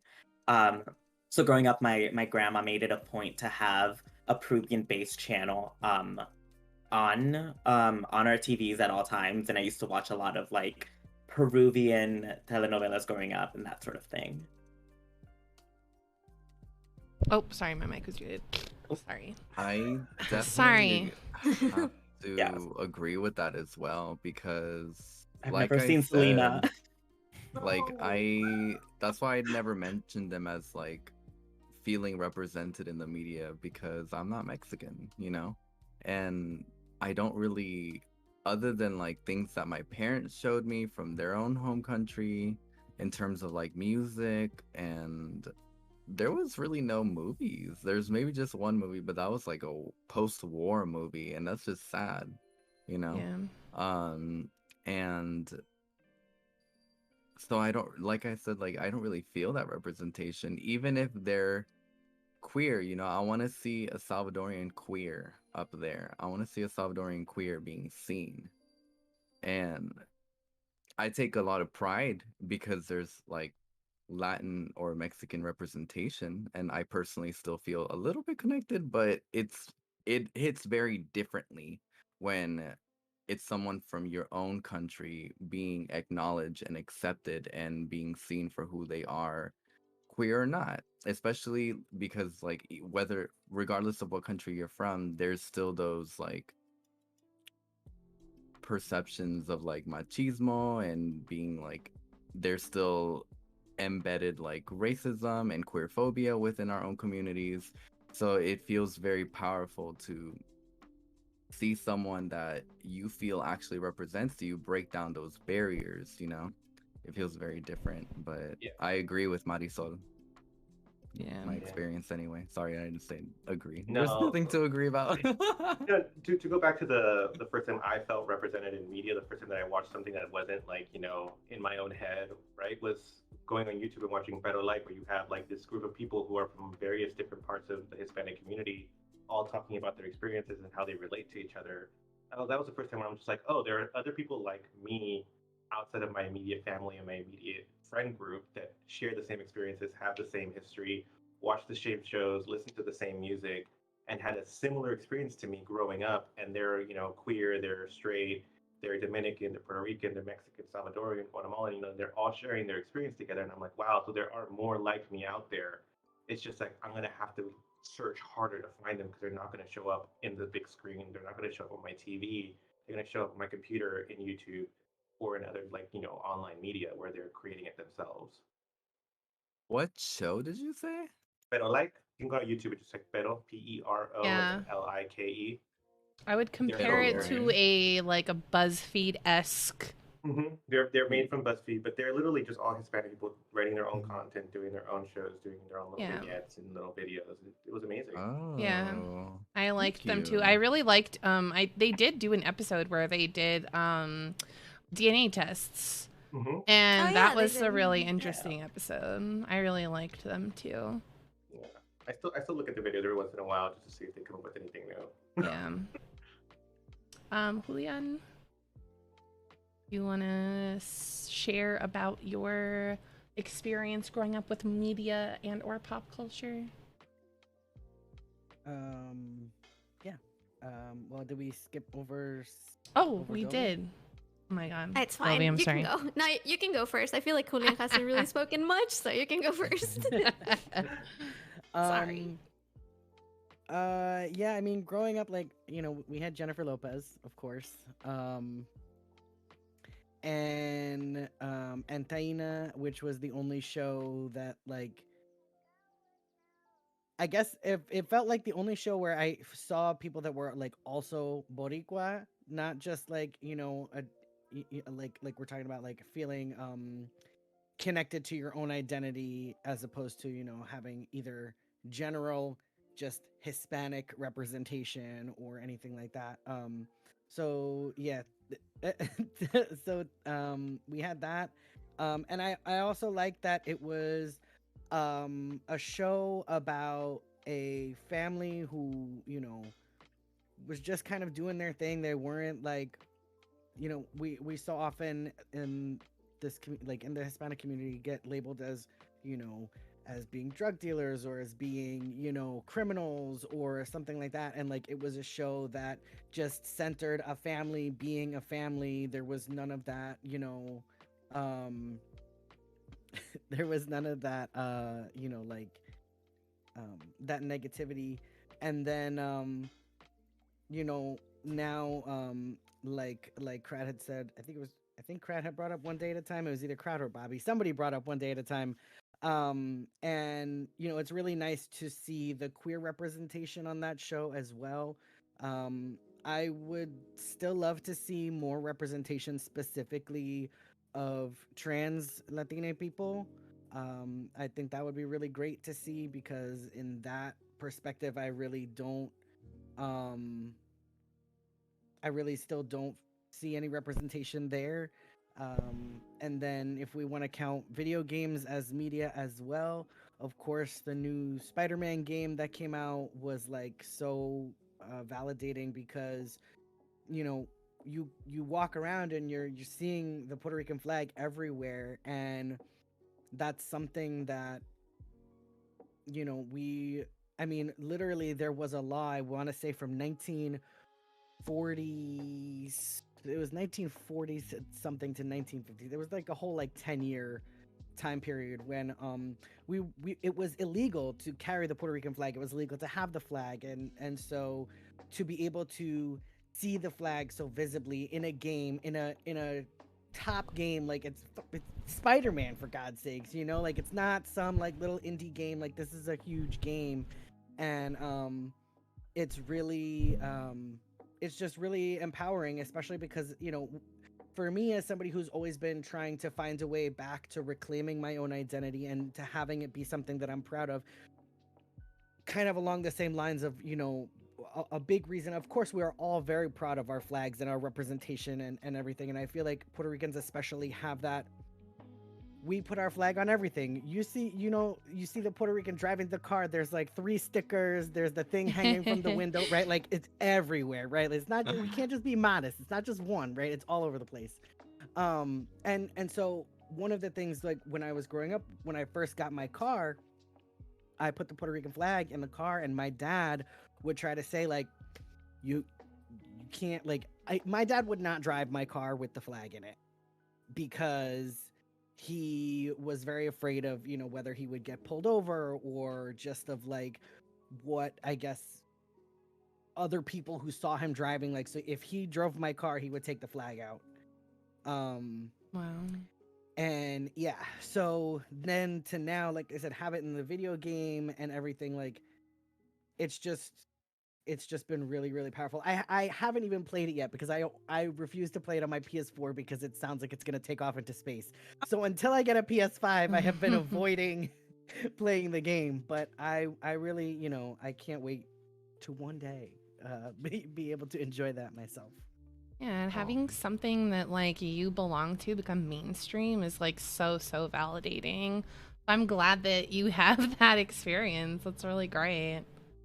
Adobe, can we go back to you? Sorry, I skipped you earlier. No, it's fine. I feel like the question for me is a little bit more different because I can understand why when you're in another country you want to see that representation, especially in a white country. I spent a lot of time in Mexico, so obviously I had a lot of representation. However, the difference in Mexico is that you will see the colorism. The people represented in the media are the white people. And if you see anybody with, that is brown, it's usually in a negative context. It's the help, it's the bad person, it's, things like that. So yeah, it's like, yeah, I can see my mom's side of the family on TV, but if I see my dad's side of the family on TV, they're the bad people.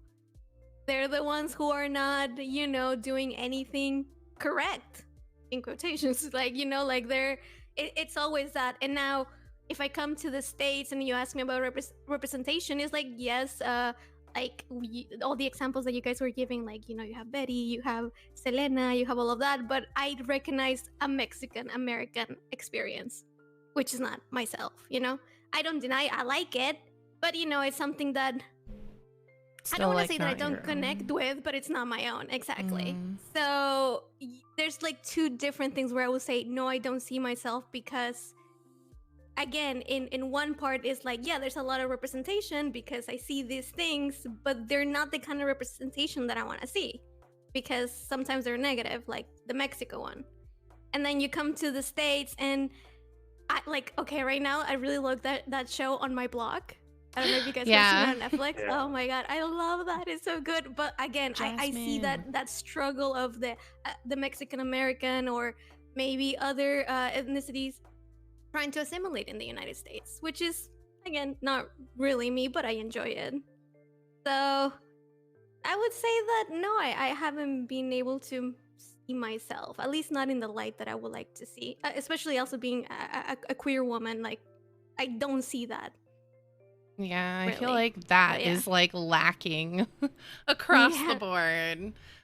Seeing any queer people represented in mainstream media is like so small that like no matter the race or anything, when someone finally gets it, that's like a win for everybody. So like that itself is like great. But then too, like it's like, okay, we're gonna be next. And then it's like waiting for that moment to have like an openly like queer person who is Hispanic represented in mainstream media would be awesome.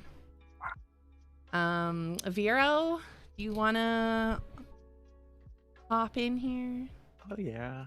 So I think I'm like some of you where like Selena was pretty much the only thing that I felt like. I've seen all these other shows too, but I guess I didn't connect with them as much as I connected with that movie. But I did want to talk about something, and it's that there was actually a UCLA study that showed that like our community was the least represented community out of any community Um, and it was under, I want to say, and this was just for TV. I want to say it was under 6%. And actually, that was an article I read. I think it was either this year or last year. So I don't feel like, other than that movie, like growing up, I didn't feel represented in any other way. Even now, I still feel like a disconnect from everything that anything that I watch. I still feel some disconnect from it, and I don't know if anyone else feels like that, but just that little, that's just a little bit for me. That's how I feel. Yeah, I feel like it's still not great. Oh, it's gotten better. Like, I'm glad that you brought up On My Block, Toby, because that show is so good. And like, while I can't really relate to the like California experience, I can relate to like a few other things in that show, mostly the family dynamics and the friend dynamics, because like I grew up in like I mean, we moved around a lot when I was living in Colorado. But like where I ended up was like very white. So like I had like 2 or 3 friends who were Mexican, and it was just like how we interacted and like had some inside jokes really just kind of like helped me out. So that show does kind of mean a lot to me, seeing that like kids today and like teens today have something like that to look at, which is pretty great. Let's see here. So do we want to take like a 5-minute break? Yes, I would like Yeah. to use the restroom. Great Me too. idea. All right. Well, we're going to take like a 5-minute break. I'm going to put us on like a be right back screen. So if you guys want to pop your cameras off or whatever you want to do, that's fine. But we'll take 5 minutes, come back, and then we have some questions and like another segment. So we'll be back soon. Yay. Awesome. Yeah. BRBs. BRB.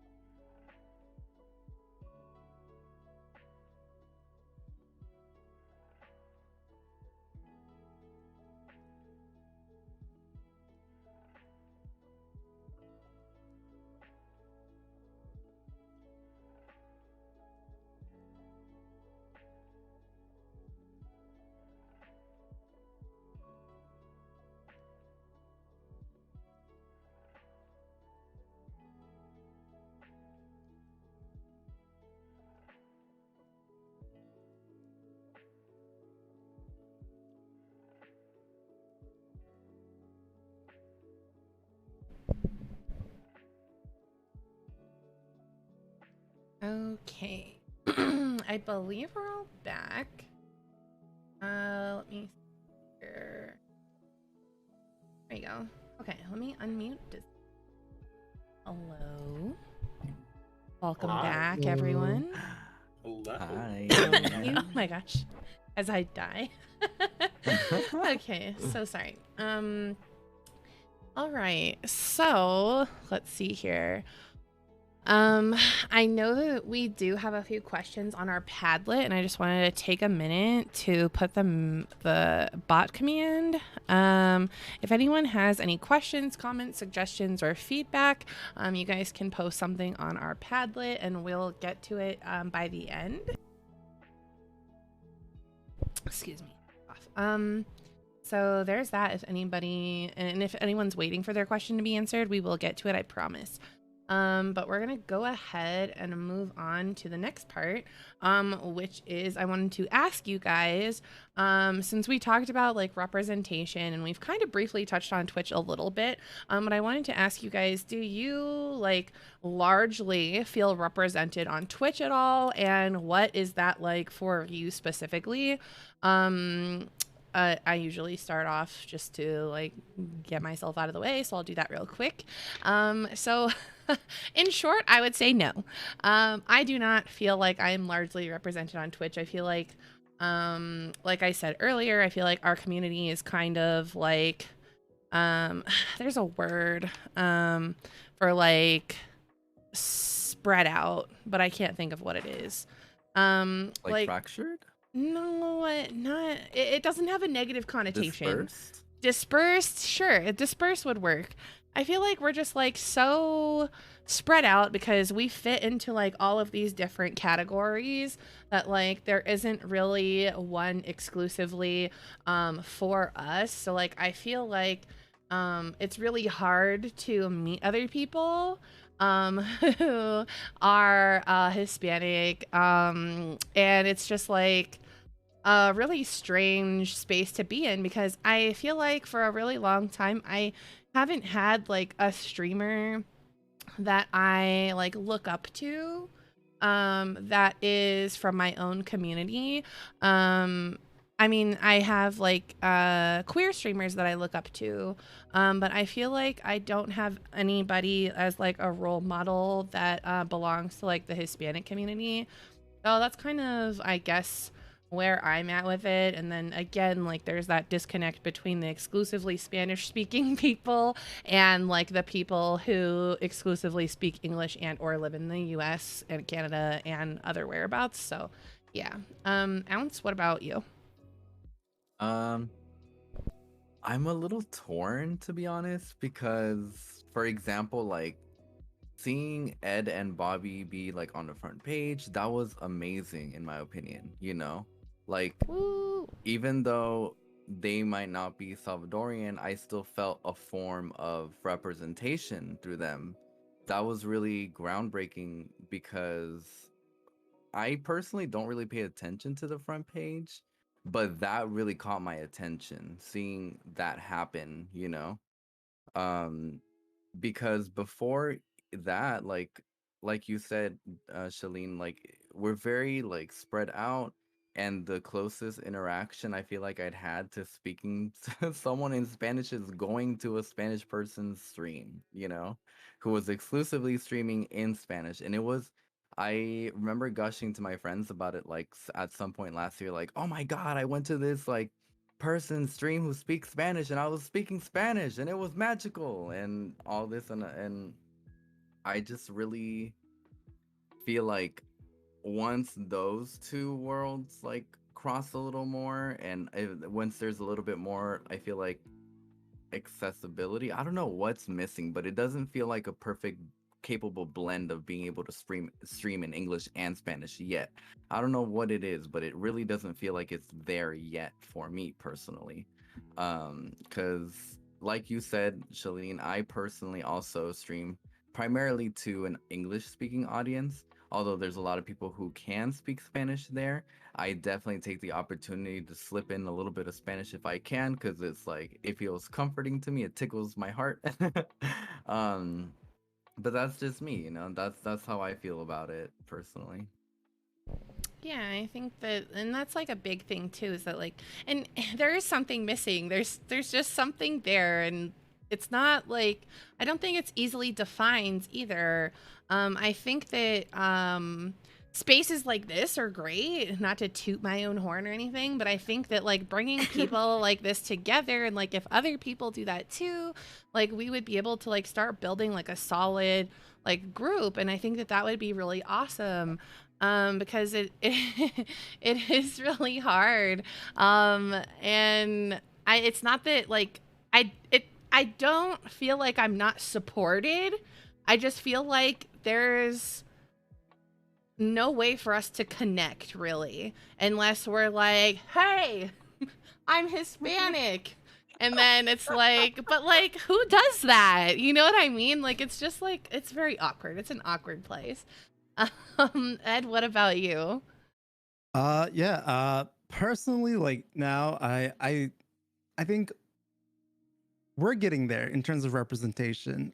Just as like a quick backstory, I started streaming in 2018, just as a way to like hang out with friends and just uh, vibe and have fun. But back in 2019, literally when they announced the Hispanic Heritage Month lineup, that was really my feel to like be the representation that I've always wanted to see on Twitch.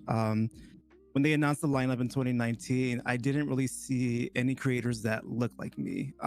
Basically, a lot of them were white passing, and by no means am I denying like their Latinidad, but like I think it's also like representation is important. So like I wanted to see someone who looked like me. So since 2019, it was my mission to make it to a front page during Hispanic Heritage Month, and I actually had the honor to do that on Wednesday, which is very wild for me, like to for that dream to finally come true. So I've met so many great creators who are Latina, like Vera, for instance, is literally one of the first people that I met on Twitch that was Mexican American. Before we had like the Latinx tag and all those other tags, I remember going to Vera's profile because one, he played Dead by Daylight, but also because his profile picture was a sugar skull. I was like, this person, let me check them out. I can tell they're Mexican.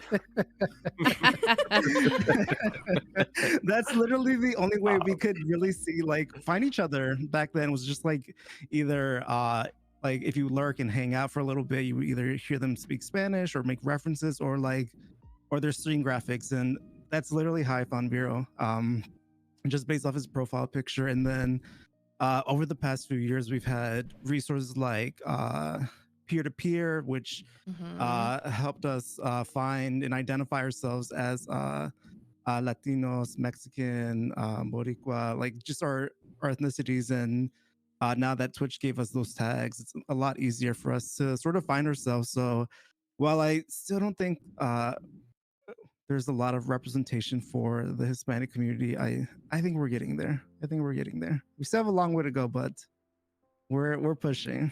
Yeah, it's great to see like you said, like resources like peer to peer, and I feel like that plus like the trans tag movement really just like pushed everything to be like, hello, like we exist, can we get something here? Because and that was like a big point that they had too, is that like we can't find our own community, so can you help us out? And then peer-to-peer came out, and like what was it, like a couple weeks later Twitch was like, hi, we got our shit together for Pride Month. And it was just like, oh my god. But I mean, at least it's there now, even though it's still not perfect, and also like helped hate raids, which is pretty shitty. But I mean, I think it is going in a positive direction, and I will also chime in and say hell yeah to Ed and Bobby for getting up there. Appreciate you guys. Thank you. Bobby, how are you doing? I'm good. I want to say congrats to Ed for kicking off Hispanic Heritage Month on Twitch. So good job. It was awesome waking up of like opening my phone, like, yes, he's there. I there's like a lot going through my head as far as like Twitch and representation, especially for the Hispanic and Latinx community. Like, I would say I joined Twitch in 2011 because of a YouTuber who streams on Twitch currently, and they went live the day after me. Strawberry 17 Plays. They're Hispanic. They found them on YouTube, came to Twitch because of them, and she's amazing. And like, she was the reason why I wanted to stream on Twitch and everything. And like, I get to share that 10 years later with them, and that's wild to me. And we're on the same campaign, and like that just means like a shit ton, you know. We also have folks like Mermaid Royal, who, you know, is unapologetically, Hispanic in their own right, and other folks that, you know, I've never even heard before. So I mean, having this campaign is very helpful, especially for a lot of our creative friends and the streamers that we see. One of the other ways I've like seen representation on Twitch is through the acts of our own community, just like this, just like what we're doing here. And I believe, I don't remember the name of it, but Marisol also put on a drag show. What was it called, Marisol? Unbothered? Oh, yes, Unbothered. I was like, what show? Which one? No, but like you featured POC and like Hispanic creators, and like that was amazing. You get to see those drag artists be presented, and they also stream and create digital content, and that was something that, you know, hopefully we get to see again. And That's not up to me. oh, okay. Well, just putting that out there. But I think that would be really like those. I think in a way we also create these spaces so we can, you know, create that visibility for ourselves. And I felt so privileged to be a part of the campaign. I didn't expect it to even happen, and to have it be that way and be the rep. Like Ed said, like we don't get to see ourselves very often on the front page, and then the way, you know, like in any aspect, either being a bigger person or being Hispanic, or, you know, like it's great to see, and to see ourselves, and we end up being what we wanted to see. We're that person for somebody somewhere out there. So Yeah. I think it's headed in the right direction as well. Very nice. Yeah. And also, we just got another $20. So we're at 88. Thank you guys so much. All right, Crad. Well, to be honest, when I've been on Twitch looking for people to watch, it's not something that's crossed my mind to be like, I need to find someone that's, you know, Hispanic. I need to somebody that's Latino, or, you know, Latin American or Hispanic American. It's mostly just searching for queer artists, queer streamers, something that kind of resonates with me. Because I'm like, it's going to be hard to find someone who's Hispanic. It's going to be hard to find somebody who speaks Spanish. So I'm like, the tools that we had before were just kind of like LGBTQIA+. That's all you had, right? So like, it was a crapshoot, for lack of a better word, to find someone. And I was lucky to find people that either spoke Spanish or, you know, had Spanish influencers or were Hispanic, but it's not something that I was constantly looking for. So I'm kind of happy that these things are here, and people like Ed and everybody else, you know, have opportunities to promote their Hispanic side and show that, hey, we exist, we're around, we do stream, we do, you know, participate in other communities, but we also have a place for ourselves now to, you know, come together and show ourselves. And it's something, again, that, again, never crossed my mind until recently, where I'm like, oh, wow, there are more people out there that want to communicate, that want to get together, that want to promote this. So I'm kind of happy that there's a place like this that exists now. And maybe in the future, I will be more kind of searching for them and trying to communicate with them and saying, hey, I want to be part of your community. I want to be part of your group, so that we can grow and promote each other and ahead. So it's kind of nice that there is a place like this now. Yeah, and like I think that it's really great that like once you meet one, it's like everybody kind of starts crawling out of the woodworks.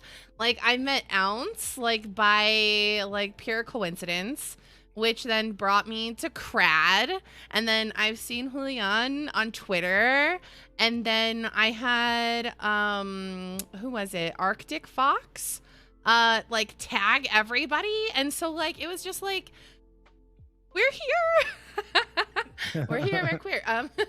But like to see like we kind of like have all of these other people that like we're connected to in like some way or another, and to like be able to be like, oh yeah, I know them, or like bring more people in and like introduce you to other people is like really cool.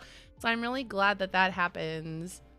And that It's we like also really kind of know nice each to other in a have roundabout way. this here because I don't know about the rest of y'all, but I have a lot of social anxiety when it comes to meeting new people. Oh, So 100%. it's like before I even think about like saying hi, I got a million things in my mind. Oh my God, what are they gonna think? Oh my God, do they speak Spanish? Oh my God, do they not speak Spanish? I don't want to be like exclusionary. Oh my God, now I'm freaked out and I don't want to like say anything because now I'm like frozen in fear. I'm not gonna say anything. Yeah. Definitely big agree on social anxiety. I'm like, I'm secretly shy, so like stuff like this stresses me out, but I push myself to do it anyway. All right, let's see. Also, I Marisol. think it's Oh, really sorry. wild that some people here have been streaming for years, but I feel like I've never seen them before. So that really goes to show what you were saying, Shalene, that it really does feel like we're a little separated in that sense. But Yeah. I'm sorry, go on. Oh no, you're fine. I was just going to bring it to Marisol. What was the question? Just like, do you feel like you're largely represented on Twitch as far as like your Hispanicness slash whatnot? However, that term that we're using, I Mhm. guess, goes. So once again, it's a very yes or no thing. Do I think there should be more discoverability for Twitch? Absolutely. Do I feel like it is up to us to make that happen? Absolutely as well. Because if we don't push for something, it's never gonna come to terms. I will say I was fortunate enough coming into the Twitch aspect of it. Being a member of Team Stream Queens, I had a plethora of drag artists who I love and respect, and one of them being Elix, who is a Twitch partner on this platform and who is such a big activist and advocator for speaking Spanish sometimes in their streams, making sure that everyone feels welcomed, no matter the ethnicity. And so I like as a role model, I had that to look up to coming into stream. Also having fellow members of Team Stream Queens and also joining Team Technicolor by Lyndon Bradshaw, like I have more accessibility and access to POC creators as well. So discoverability, we need to get on that together. So we instead of being a tag, it can be something bigger and something more easily accessible.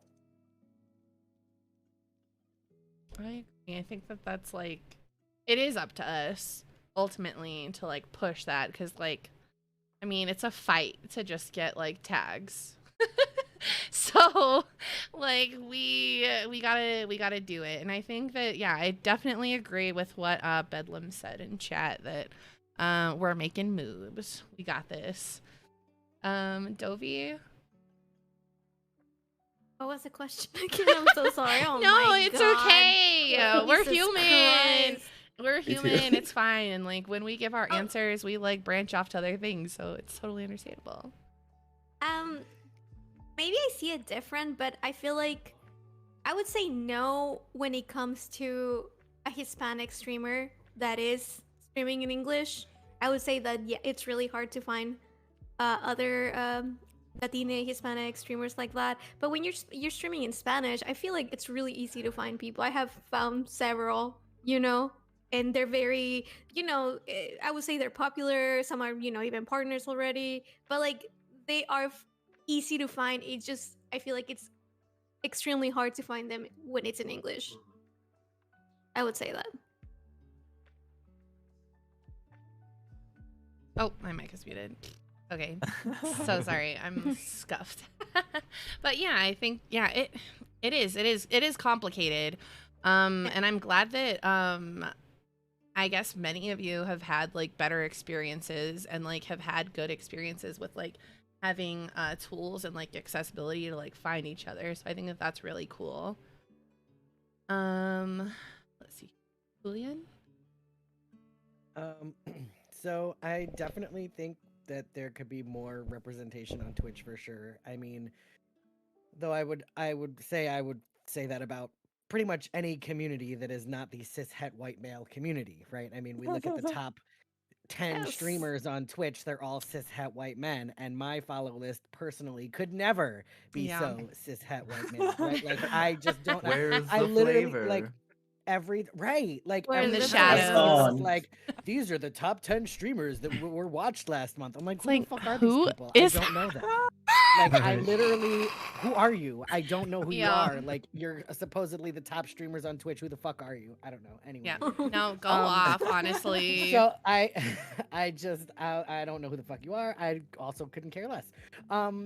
But as far as like finding each other and using the tags and everything, I think that the tags have had positives and negatives, right? And certainly we know that yes, it has, you know, in some ways made things easier for hate raids, but we also know that hate raids were going on way before tags, and so right, so that's aside from that. But I think that you know, as far as finding each other, I love having my Boricua tag. I love being able to specifically go and find other Boricuas, right? But I would also like to be able to support all of my brothers and sisters under, you know, all of my siblings under the Hispanic and Latina category, right? So I feel that it should be kind of a like, I mean, they need to change the way tags are. They need to let us have more tags. They need to change the way that they're used, right? Like, there's a lot that goes into that. And one of the things that I think should be done is, like, if you're using, let's say, the Boricua or Mexican or Cuban or whatever, like, you should be able to self-identify to your specific heritage, but then if you're using that tag, it should automatically add Latino or Hispanic onto that. The same way I feel that if I'm using specifically the trans tag, that it should automatically add LGBTQIA, because in some ways it has brought more representation, right? In that I can find people who specifically are trans, but in some ways it has also lessened discoverability and representation, because now I'm not able to find my whole community, just a part of it. So I would love to see people get together and to kind of rally behind that idea of keeping all of the specific tags, because they are important and we should be able to identify as who we are and how we identify, but also to be able to have a way that kind of correlates with something else, so that if I'm, you know, looking for somebody new to raid, maybe I'll go to Boricua first, right? But then I also, like, if I'm looking, let's just say I want to raid into the game that I'm playing, right, to keep that vibe going. Do I want to look under that game and also look under Boricua and Mexican and Cuban and Dominican and right? Or Right. to be able to find everyone to find somebody new to raid, you know? So Right. there's got to be a way to kind of make it that we can do it that way, and hopefully that will help improve with discoverability, because as it is right now, like, yes, I could search those tags, but it also makes it somewhat a little bit more difficult. Like, and to be honest, that's part of why I love peer-to-peer, is because it's just Latino, Latina, Latinx, right? And although on Twitch I love being able to say, yes, I'm Boricua specifically, the last couple of nights, like, because it's Hispanic Heritage Month, I'm specifically, like, only raiding into other Hispanic and Latina streamers. And if somebody, you know, if I don't have anybody on my follow list that's already live, I've gone to peer-to-peer because it's been easier to have a full list, right, than to have to go through everybody's individual identities, which again, I think are very important.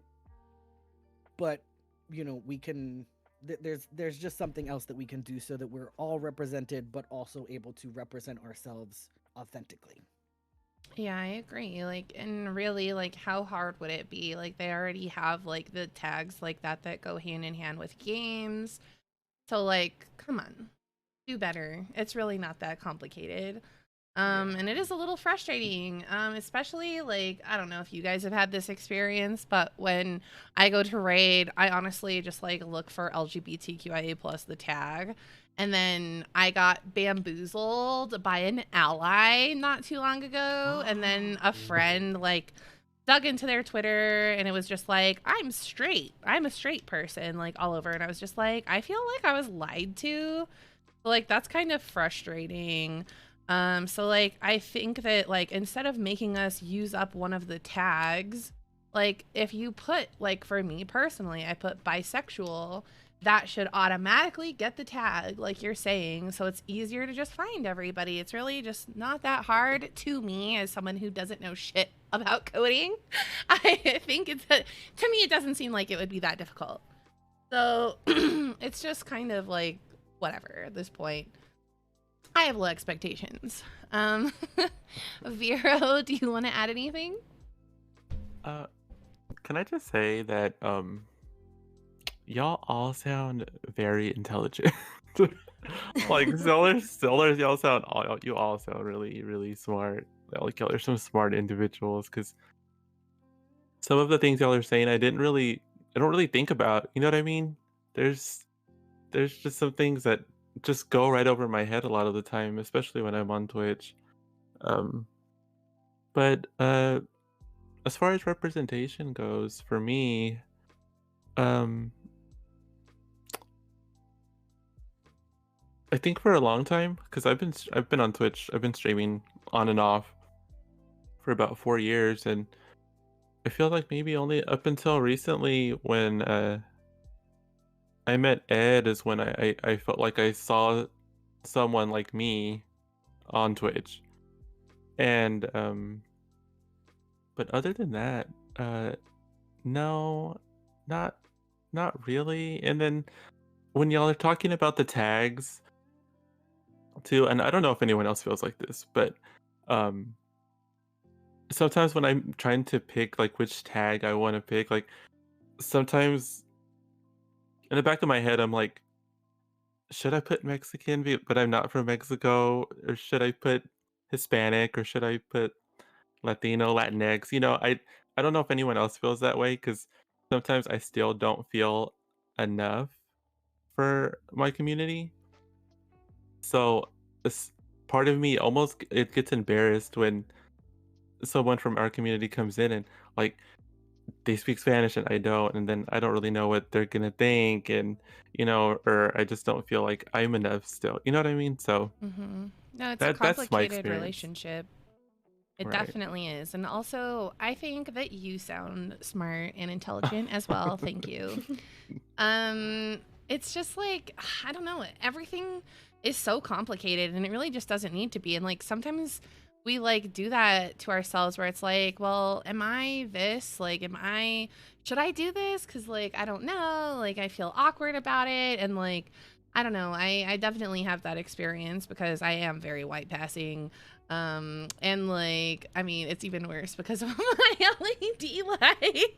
So I just like look super, super white. And it's just like, if I were to like, when I put in, Latina or Latinx, it's just like, I do feel awkward about it sometimes because I know that like on default, I feel like people look at me and that's not something that they see because they have like these preconceived ideas of what that is for them. So I don't know. I feel like it's pretty complicated for me anyway. I don't know how the rest of you guys feel. I think it's because a lot of people have different versions of what being Latina means or Latinidad. Like for me, Latinidad is culture, not a race. We're all together in this because of culture. And we all have different experiences because of race. Some of us are white, some of us are brown, some of us are black, some of us are Asian, Latino, like it's very different. But Latinidad is culture, in my opinion. So if we see it that way, we will understand that's why we all look different. That's why we're siblings. Right. Also, like expanding more on your point as well, like we should be really open to considering our own experiences. We should really be open to others having different experiences that don't Yeah. mirror our own. And from that, which is why I really appreciate this event, and I sound like a broken record, but it gives me this insight and opportunity to see what other people are going through and experiencing, and putting that into my memory bank of like, okay, this is another Latino, Latina, Latinx experience, you know? Um, it's not just what I went through, it's not just what I experienced, it's not just what I'm seeing in front of my eyes all the time, but there's other places in the country and in other countries where similar things are happening and people are experiencing and going about it different ways, or maybe things aren't happening and they're not experiencing that. That's also good to know and understand, you know, because it's not about like creating and expanding that rift between us. It's about, okay, I see my experience and I see your experience, let's build a bridge, you know, because that's the worst thing that we can do is push someone else away just because we feel like they're not enough of something, or they don't meet the expectation that we have pre-molded in our brain. And of course that can expand to other things aside from like being Latin, but for this context, like that's how I mean it. Yeah.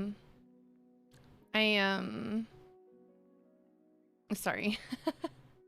No, I completely agree. Like I think we all have like really like valid points with all of this, because it is like I don't know, we're all just like out here trying our best. And there's people who have even dropped by chat today who have said that they can like relate to other things that like we've been talking about. So, and I'm going to sound like a broken record because I say it like every time I engage with you guys, but I'm so thankful to have you here and to like share this with me. It really means a lot. Because like not just for like me personally, but like the other people here getting to hear everybody's experience, and then people in the chat, like whether they are Latino or Hispanic, like they've said that they have different aspects of like what we've been going through in their lives as well, as viewers, and if some of them stream too. So I think that it's really great that like we're able, like we all have like a very different experience, but there are like a lot of similarities too. So I think that that's really cool. So I'm going to push us forward, because I feel like we kind of covered like kind of where we're at right now and like how we all feel about the current like place that we have on Twitch and like how we feel about Twitch in general. So I wanted to go on to a couple of the questions that we have in our Padlet and then remind chat that if you guys want to put anything in there, we're going to try wrapping it up probably within like the next like 15-20 minutes. So we won't do like a round robin, but instead, like if you have something to say, just like speak up, I suppose. So the first question is, there are allies for all of the communities, and it varies of what they can do to help. What are some examples of something that an ally can do to help you feel heard with your heritage and culture, to make you feel comfortable to come to them? Do you have any memories of an ally helping you feel heard or welcome? So I would say that standing in solidarity is something that's really important. But also, when you're doing that, I would say to make sure that you don't speak over the person that you're trying to support with what it is that you're coming forward with to do to support. Because that kind of happens sometimes, where people then in turn make it about themselves.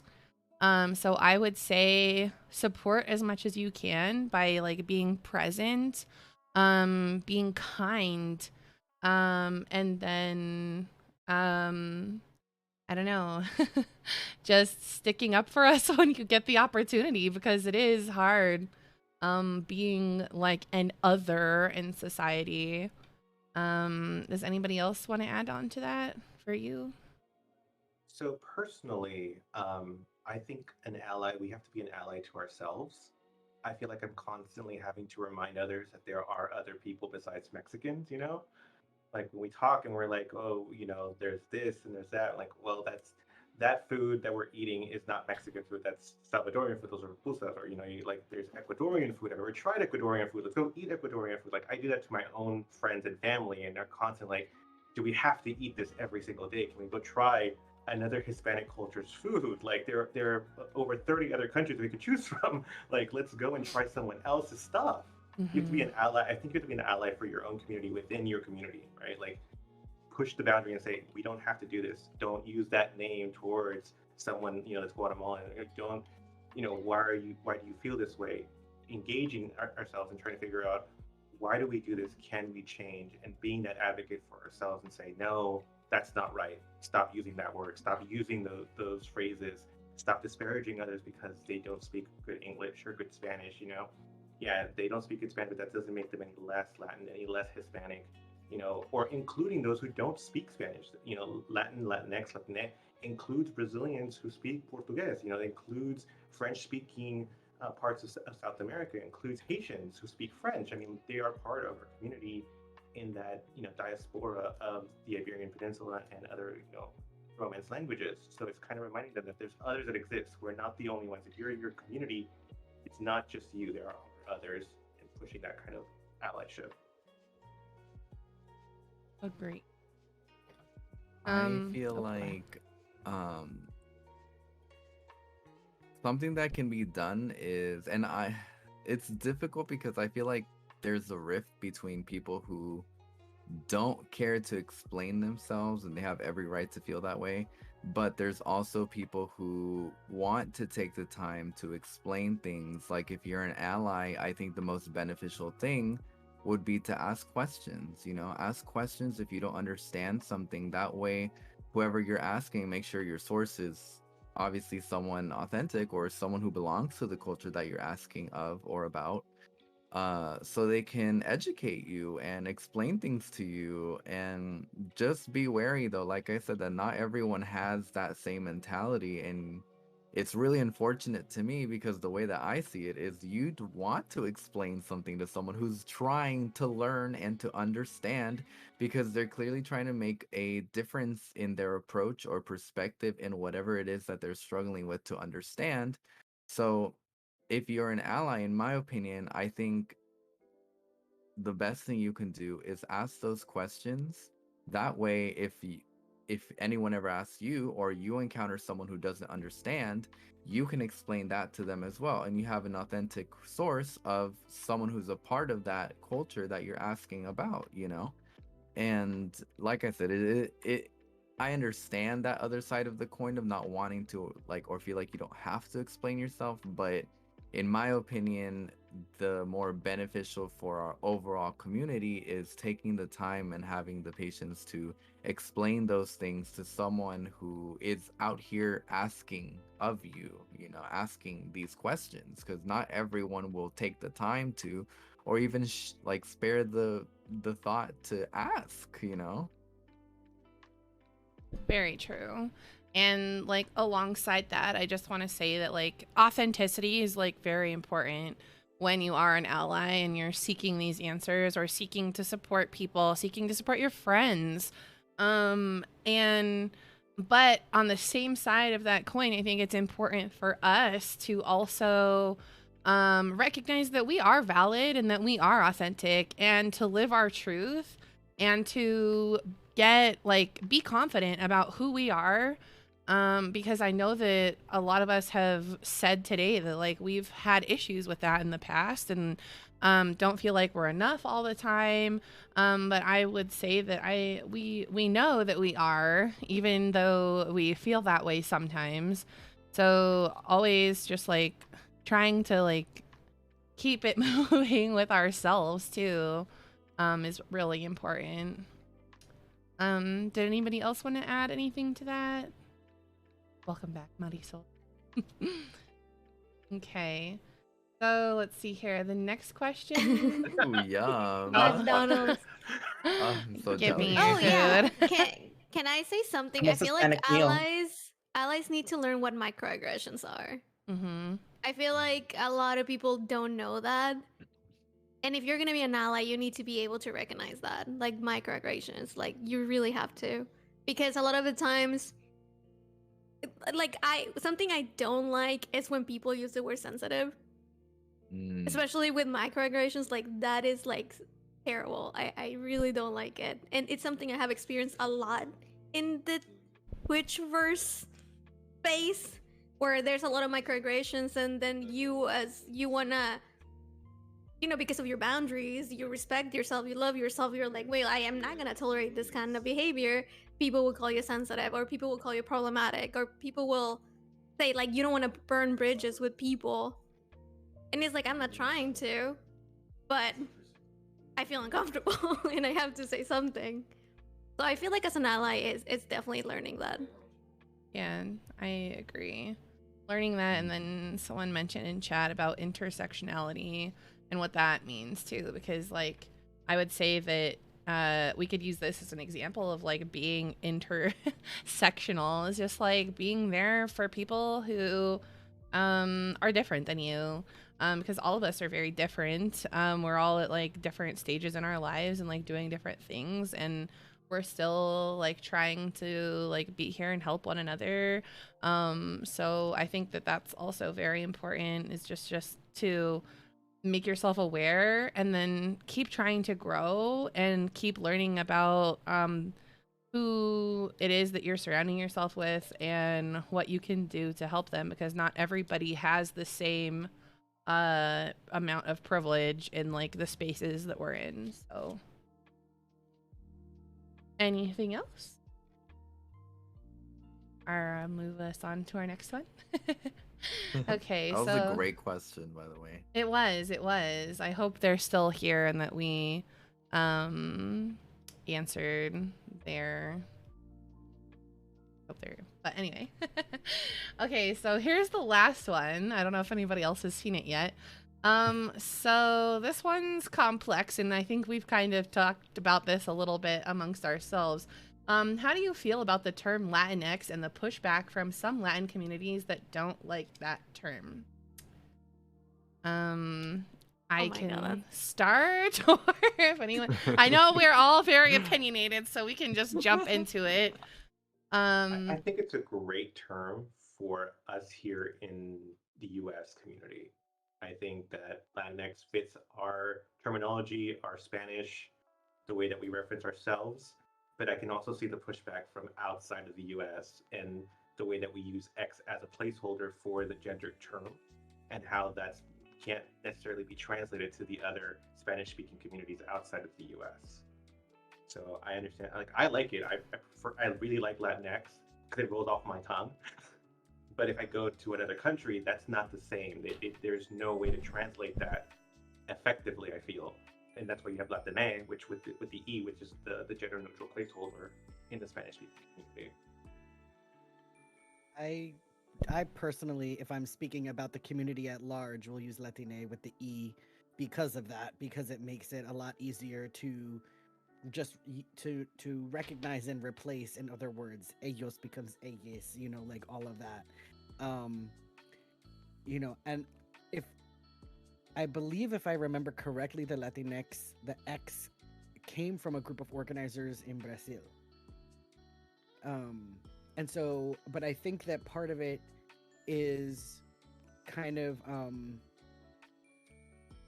I'd have to look up the article, but I know that it's very specifically relating to like being othered, being out, kind of being on the fringes of society, or kind of having that identity sometimes taken away from you, and so that the X is really, there's a much bigger meaning to it. But I personally, again, because of the way that it flows with the language, if I'm talking about myself, I say Latino. But if I'm talking about the community at large, I'll say Latine with the E. I agree. So for me, I do like Latinx because of my gender identity. So I interchange that and Latina personally. For me, I know that it's like the origins are a little, I don't have the origin specifically, and Chad is also asking for that article if you can pull it. I would like to read it too. Also, hi, sorry. My cat is wanting attention. But for me personally, I kind of like chalk it up to like neo pronouns, because I feel like it's like it's valid, right? And I'm not saying that anybody here is saying that it's not valid, but I feel like it is valid. So like I just like to use it, but I do like how do you say it? Latine.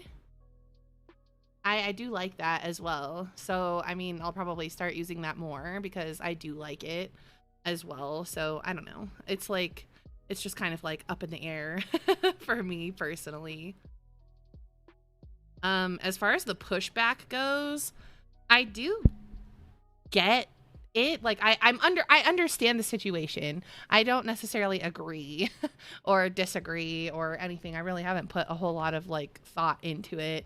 Aside from like my surface reaction of being like, well, why not? Like why not really is kind of like my surface reaction. So it's just kind of like, I don't know. I understand the anti, but also my response is like, why not? So yeah. Not too long ago, actually, on Twitter, there was it trended Latinx. It trends every so often. And people get in discourse about how it doesn't roll off the tongue, it's not grammatically correct, and all these reasons. But I'm like, okay, but you're listing reasons for like semantics and stuff. You're not like, why are we arguing people's identity when it's not your identity we're talking about? So that's where I failed to understand what the problem with it is, because if it's not for you, you don't get to say what if it's good or not. So if you don't use it, just don't use it. But it's not detracting from your existence for someone to call themselves Latine or Latinx just because it's not your preference or you don't like it. So I really don't understand the pushback other than gatekeeping and toxic traditionalism. And toxic masculinity as well. Ah, If we're gonna, yeah. because, very true. Like, Yes. excuse me. Yeah, I'm because not that's very Latinx. much a big thing. I think that a lot. I've noticed mostly, not all, of course, but it's definitely a lot of male identifying profile pictures that come up and they're like, no, this is not a thing. Yep. There's plenty of people who look like they perhaps identify as women who also say that no, this is, but a lot of the men come out and say those things, and I feel like it's kind of like you're saying, like if it's not your thing, that's cool, but like just respect other people. Like when I'm talking about the community, I use Latine. If somebody else says Latinx, then they say Latinx. You know, like it just is what it is, right? Like I'm not here to police anybody's language, and I think you can almost compare it in terms of like pronouns too, right? Like my pronouns are he, him. Your pronouns might be something different, but like we don't have to police each other's pronouns and police each other's language in that way. Just kind of let people live. I mean, that's apparently it's too hard to do that, but you know. Yeah, this topic actually came up. Oh, sorry, go ahead, Bobby. No, you go. My mic is. Oh, okay, I was gonna say this topic actually came up during my front page slot. We had a troll come in, and the first thing they said is Latinx. I don't like saying this word because it's ableist, but just for this purpose, they came in saying Latinx is stupid. And what I said, it's basically essentially what Julian said, where like they didn't have to say it that way. I'm not here to police anyone's use of the Spanish language. Like that's not my place. So like, if you personally, I stopped saying Latinx because of the pushback. And anytime I tweeted Latinx, there was always that one troll ready, literally like within seconds, just ready to reply like Latinx makes no sense. Like, so I personally just started saying Latina, which is sometimes why I'm really hesitant with saying it, because I'm like, am I pronouncing this correctly? But I also stopped identifying myself as Latinx for quite some time, just started saying Mexican.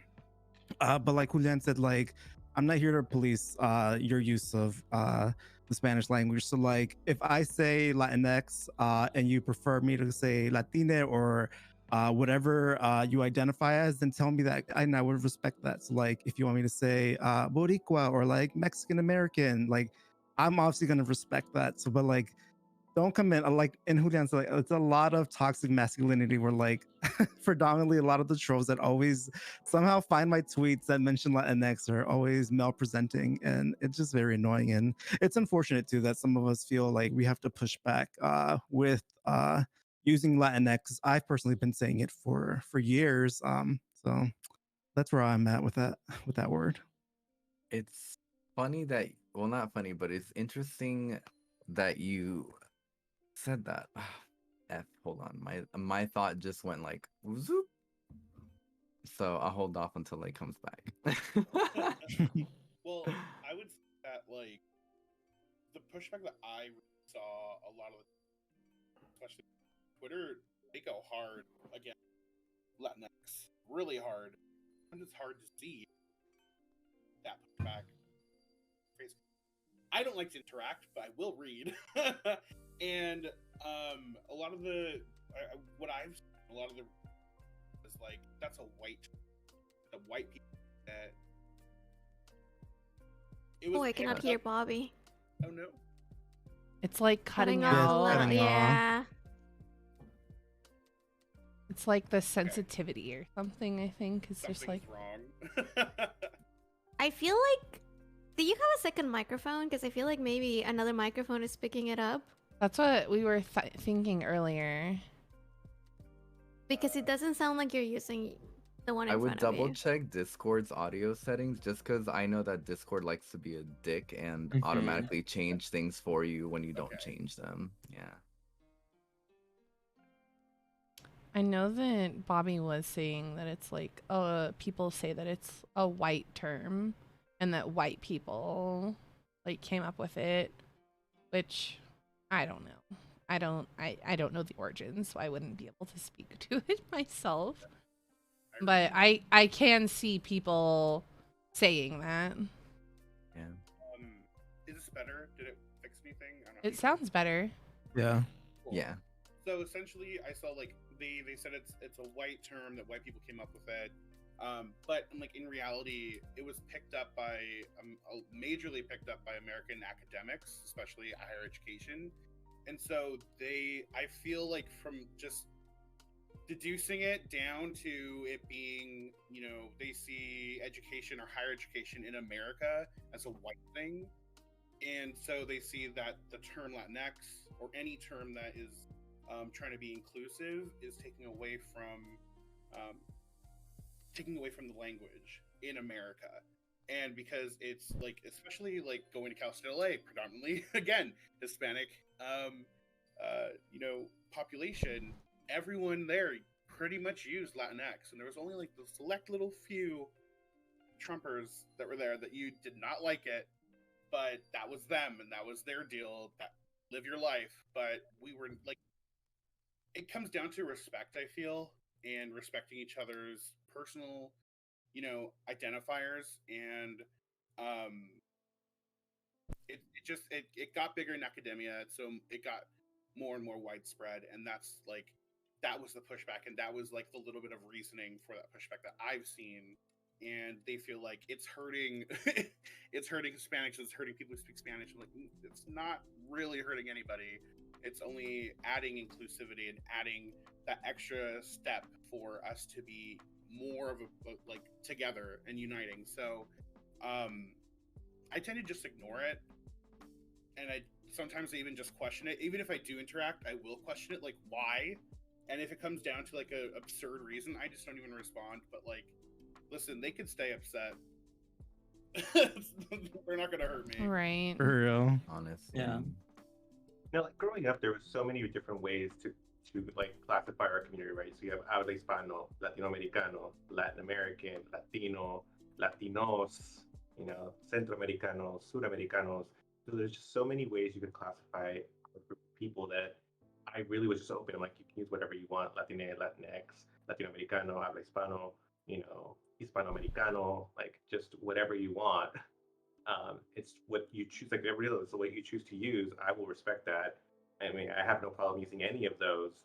And when traveling outside of the U.S., it's always like, I'm American first, and then everything else, right? Because I was born here. So it's just interesting that some people choose to use it, some people get that pushback, and it's just why are you so adamant that your way is the right way and everybody else is wrong? Right. Yeah, Um, I will say that just real quick that like New Mexico is the only state whose license plate has like comma USA. Because like a lot of people don't even know that New Mexico is a state, which is absurd. But also like I've had friends who are from here that I met here in my undergrad program who have gone elsewhere for grad school, and then like people are like hazing my friend and like vandalizing her car when she was going to school in North Dakota, and like telling her like go back to Mexico and like going off on her for no reason. And also she's very white passing too, so I'm just like, oh where, like what the heck is going on? And like she had a very bad experience with that, and so it's just like really just I feel like it's just it all comes down to people being hateful and not wanting to recognize Hispanic people as like an entity or like individuals, and just like being disrespectful. So I'm glad that like we are all able to like see that like it's valid however people want to identify, and like we used whatever terminology that we're personally comfortable with. um, Oh, go ahead, my Jones. thoughts suddenly came back. It's funny because I actually identify the same way that Ed was saying, where I personally don't even like refer to myself or consider myself like Hispanic, and I feel like honestly I never used to say like Latin American until I discovered the term Latinx, because that felt very fitting to me. But also because of my gender identity, I felt it a lot more closer than saying something like Latino or Latina. But now that I'm hearing Latine as well, I'm really liking the sound of that personally. Same. Yeah. I'm just putting out like a warning that we're gonna wrap up soon, so if they have anything to put it in the Padlet. So one question that I saw someone ask it in chat that didn't make it to the Padlet was like, what are some microaggressions that allies could be aware of? I don't know if Dovey, you wanted to start since you were the one who brought up microaggressions, or if somebody else wants to jump in there. Up to you. It's just a matter of like learning certain language, and also like let me see what were them these microaggressions. Like there was a group of people that had invited me. It was like this kind of like small streamer circle, you could say, and it was very white dominated. I was the only person of color there, and it got to a point that if I would disagree with certain things, they would call me like, oh, there she goes being angry. Or, like if I would speak certain way, like it was always like tone policing me, language policing me, never giving me the benefit of the doubt. Like it's always like I always have to know how to react, and I always have to be in control or of how I approach people, so they won't see me as a threat. I never saw myself in that because again I grew up with a lot of Hispanic people around me. Like I don't have to check those things. I can just speak whatever and they know that she's being funny or it's a joke. Also, as a Hispanic, I speak very fast, right? So sometimes I forget that. Sometimes I forget that, and my English is like really fast, and people are like, "Oh, are you upset? What's happening?" It's like I don't control myself. Like I don't want to change that. How I speak Spanish, I'm gonna speak English differently. Like I don't want to do that. But I've noticed that usually white people do stop me. Like do tell me like, you're getting agitated, and it's like, no, I'm just excited, I guess, because that's the way I speak Spanish, you know.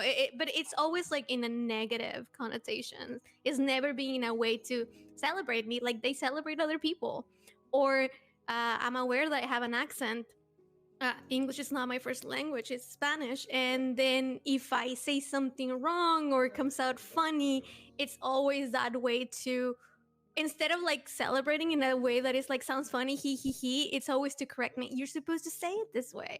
You're supposed to, and it's kind of like, sure, thank you.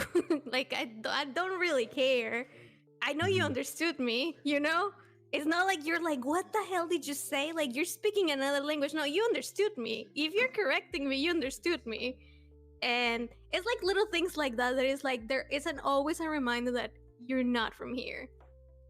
You're not like us. Like, and it's like, I don't want to feel that. I want to feel like, even though we're different, like, I understand that I still belong here. I still have presence here, you know?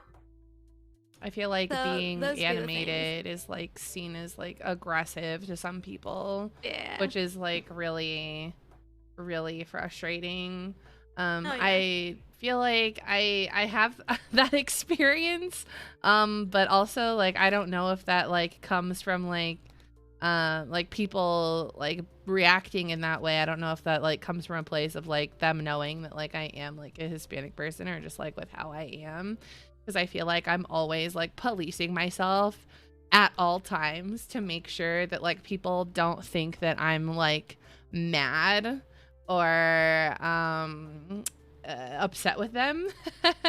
Because I tease people a lot, and I like, I don't know, I like goof around, and like that's just like how I'm like friendly sometimes. So like yeah, it's just like, are you mad? No. This is just kind of how I Yeah. am, so sorry, I guess. A little Somewhat, frustrating. I don't know if it would be considered like a microaggression as well, but something that like I thought um is really important for people to realize, and this kind of goes in conjunction with like being an ally as well to like Latin people, Latine people. Um, for example, in particular on Twitch, like when a person of color has their channel on like follower only mode, for example, don't be upset like because they have that on for a reason, you know. Like, we are persecuted often by hate raids as well, and not just for being Latine but also like queer, and we have to protect ourselves, you know. And if you really want to be an ally, you need to understand that we're going to take measures to protect ourselves, because no one else is looking out for us, definitely not on Twitch. So we got to do what we got to do for ourselves too. So like, if you ever get an air of like defensiveness or anything, like personally, and it's a little bit heavy, but I grew up in a very abusive home.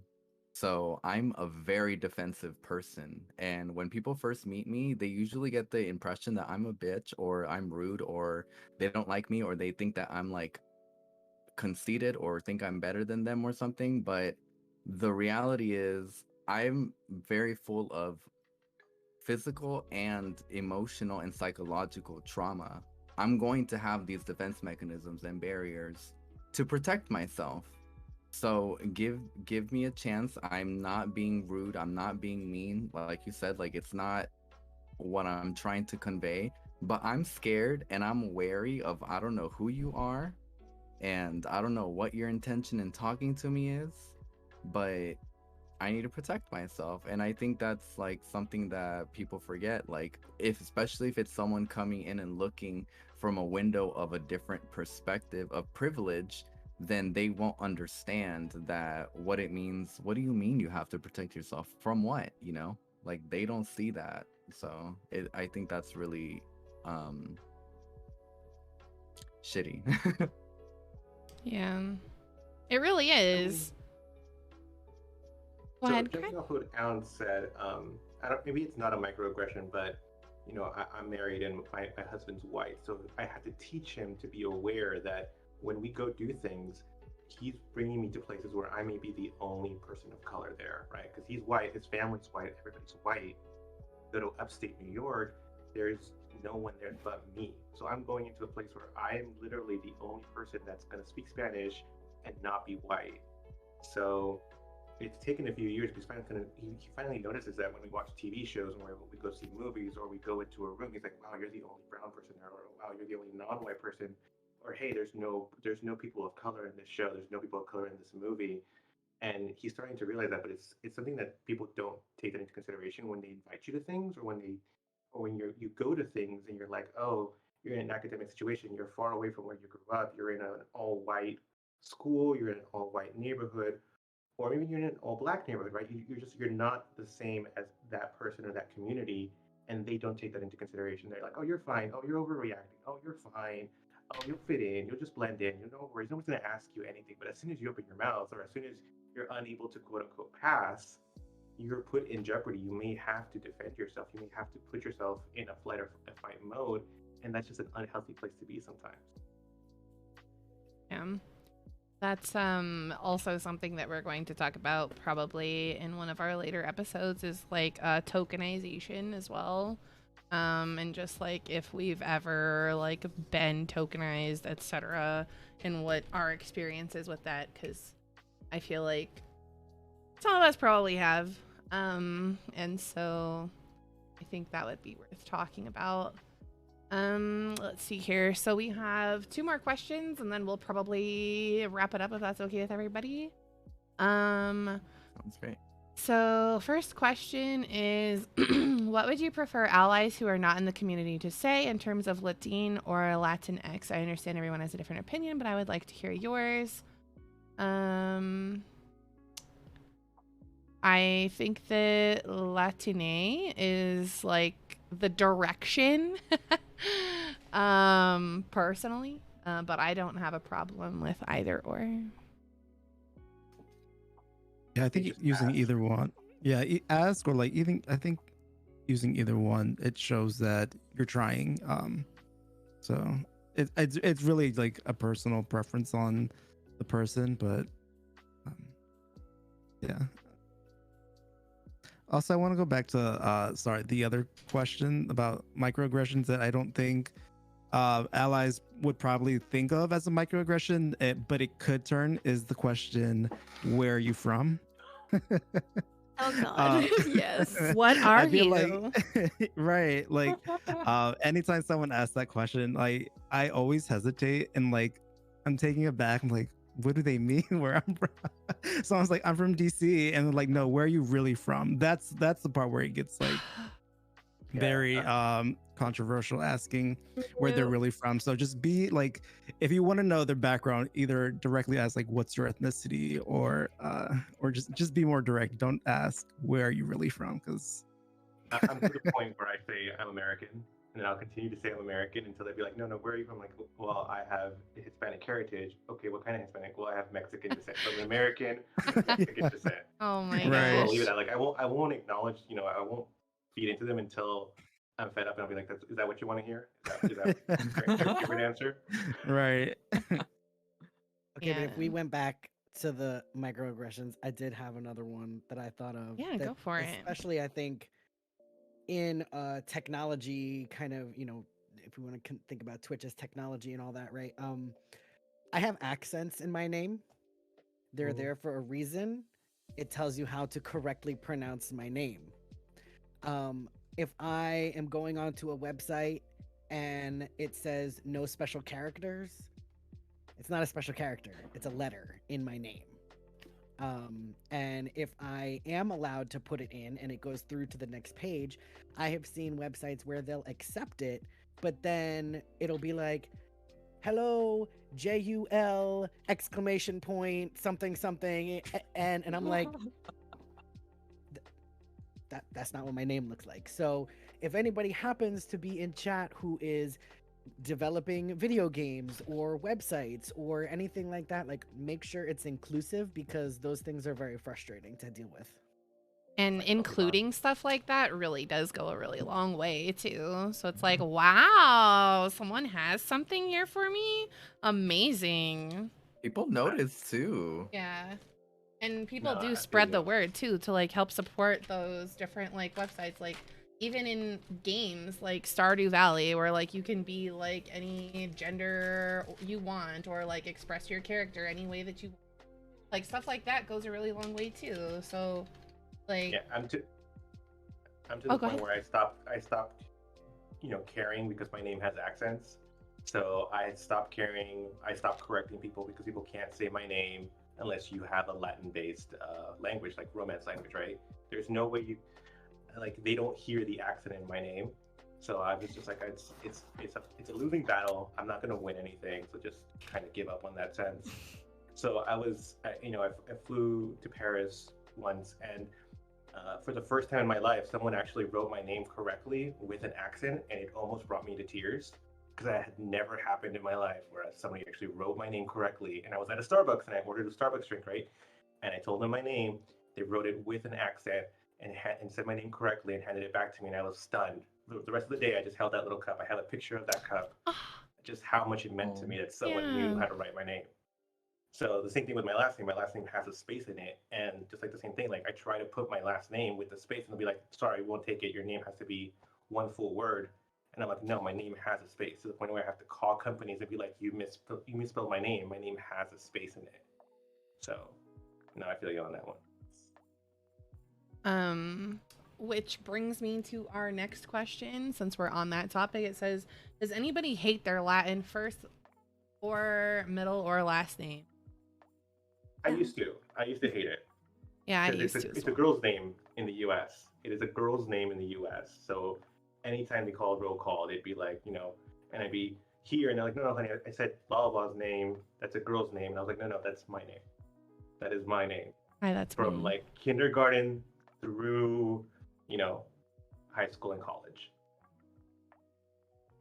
So, Yeah. but now I love it. Now it's my name, and I love saying it. And it rolls off my tongue, and I say it the right way. I don't have a Latin first name. Weirdly enough, I don't even have a Latin last name.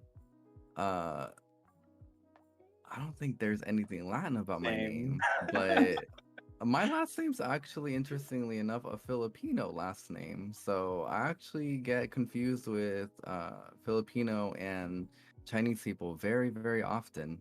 They're Asian Oh, cousins. same. Every time, all the time. And it's like, no, I'm not. Yeah, I feel like I disliked my last name when I was younger. My last name is Cruz. I don't say Cruz. I just say Cruz because whatever. And I feel like I hated my last name when I was younger because that was my identifier that I was other, right? And so like I was very uncomfortable when I was younger with who I was in general, not just like my heritage. I feel like I was just like uncomfortable with myself in all aspects. So it was just like, oh, Cruz, where's your family from? And I was just like, oh my god, really shut the fuck up. It was so awful. Like I just had like a really awkward experience, like especially when we did move to like the wider area in Colorado.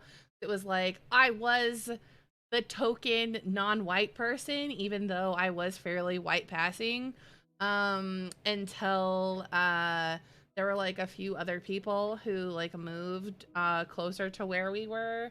And then it was like the attention was off me and then focused on them. And it was just like, I don't know, I've never really hated it, but I felt like I was embarrassed because it was like something that people would like point out. So I don't know. It was just awkward. And then the fact that I also have two middle names is just like another like signal to like people who don't have long names, I guess, that like I might be something else, which is like really goofy and but whatever. I don't know. I didn't hate it. My name was almost Josefina, which I feel like would have been very weird. So I'm glad my name's Shalene, I guess. I don't know. My last name is very uncommon last name, and growing up, all my teachers kind of had a lot of trouble saying it, and they would ask me for clarification, and I would even be like, I don't even know, because I honestly, no one ever like. My mom was like, I don't like it's her last name too, but like it was like my dad's last name, and it's very uncommon. I guess it's Ciortia. So it's like you go on Facebook and search, and there's like 10 people that have the last name, and for me, like I saw everybody else's last name, and of course, like grew up in a predominantly Hispanic place, and everyone had like Gutierrez, Rodriguez, De La Cruz, and so on and so forth. And then like everyone kind of identified, and they're like, "What? Where's your last name from?" I'm like, Mexico, or like my dad's mom is from. Like, come on.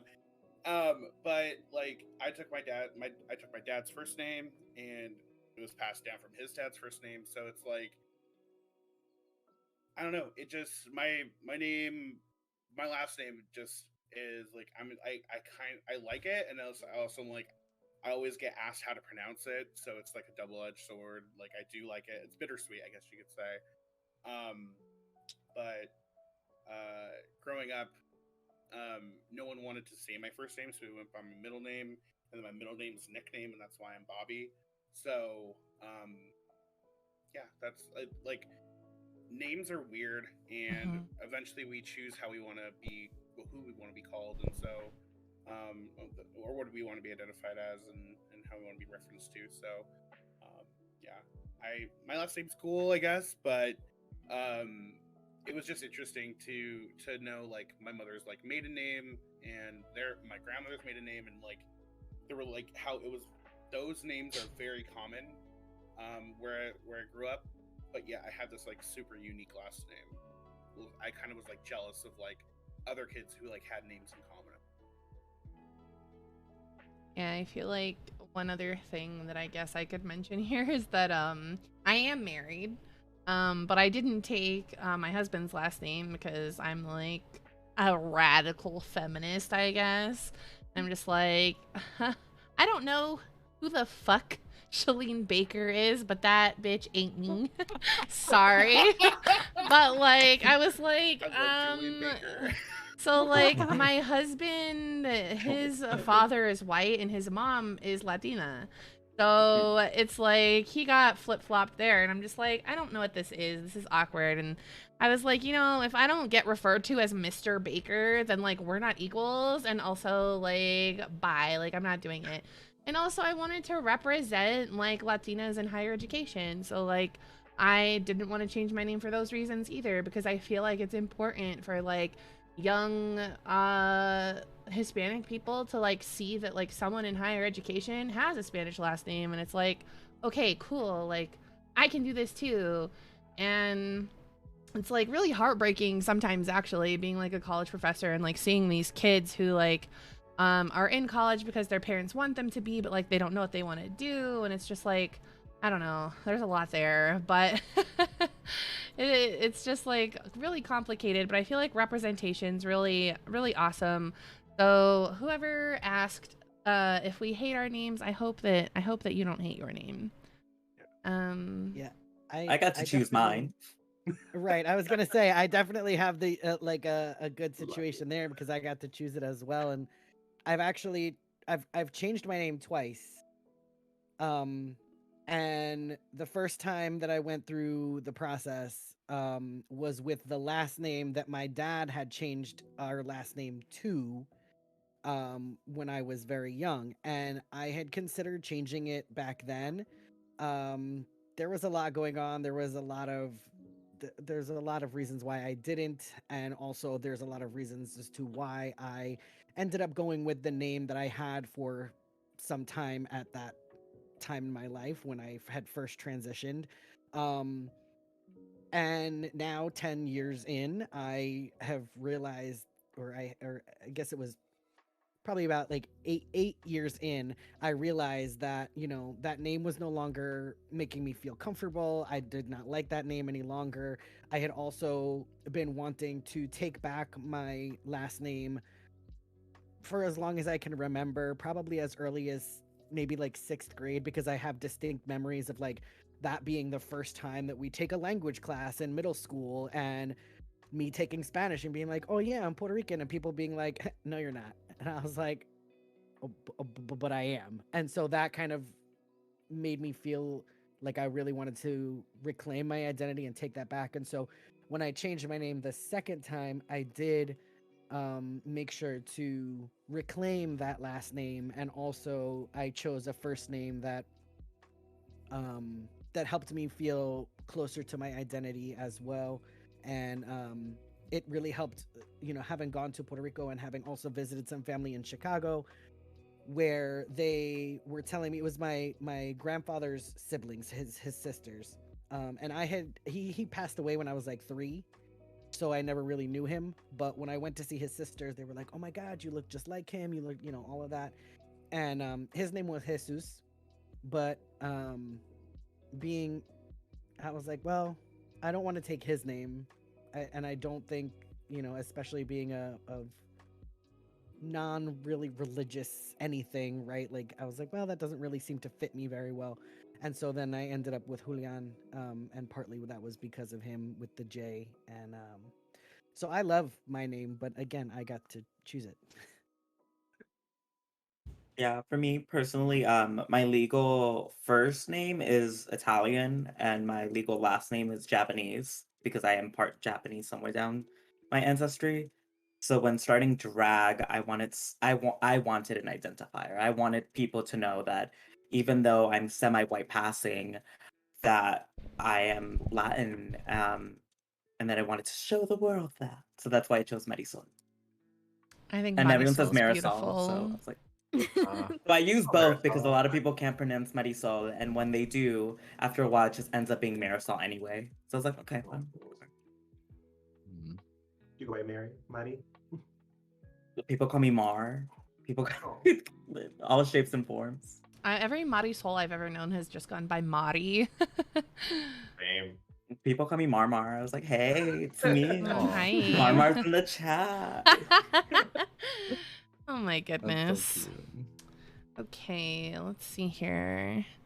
Well, I think that's pretty much it for today.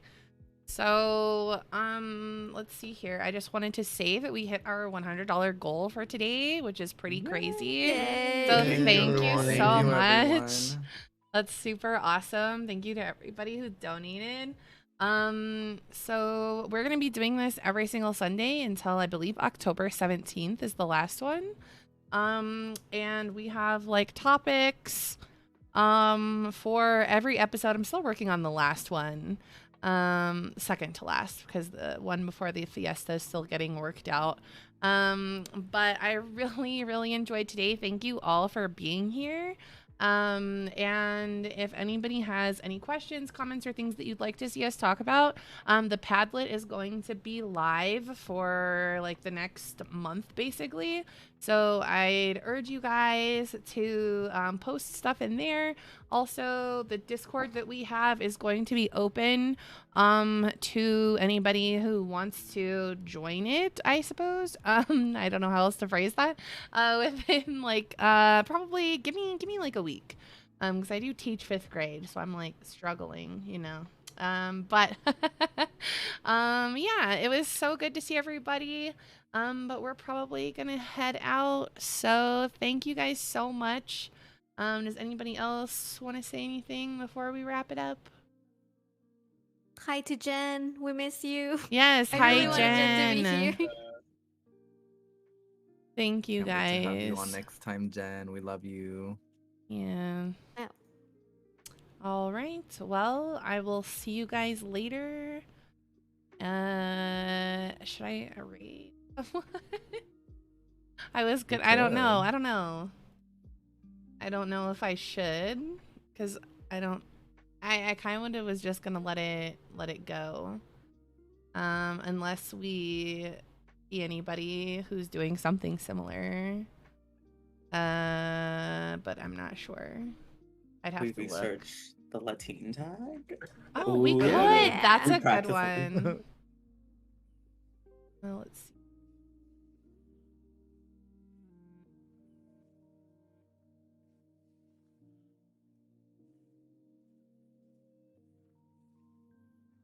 while you're searching, everybody else, where can chat find you? By the ounce, would you like to start? Oh yes. That's a good idea. My tag on Twitch is the same as my name. Twitch.tv/by the ounce. And same on Twitter and Instagram and TikTok. And Fan House, hey, I do makeup time lapses on there. Ooh.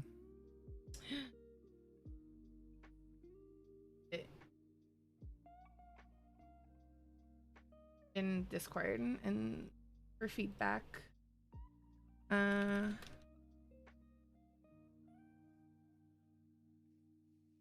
where can they find you? Oh, okay. Yeah, so y'all can find me at twitch.tv/igeekedout.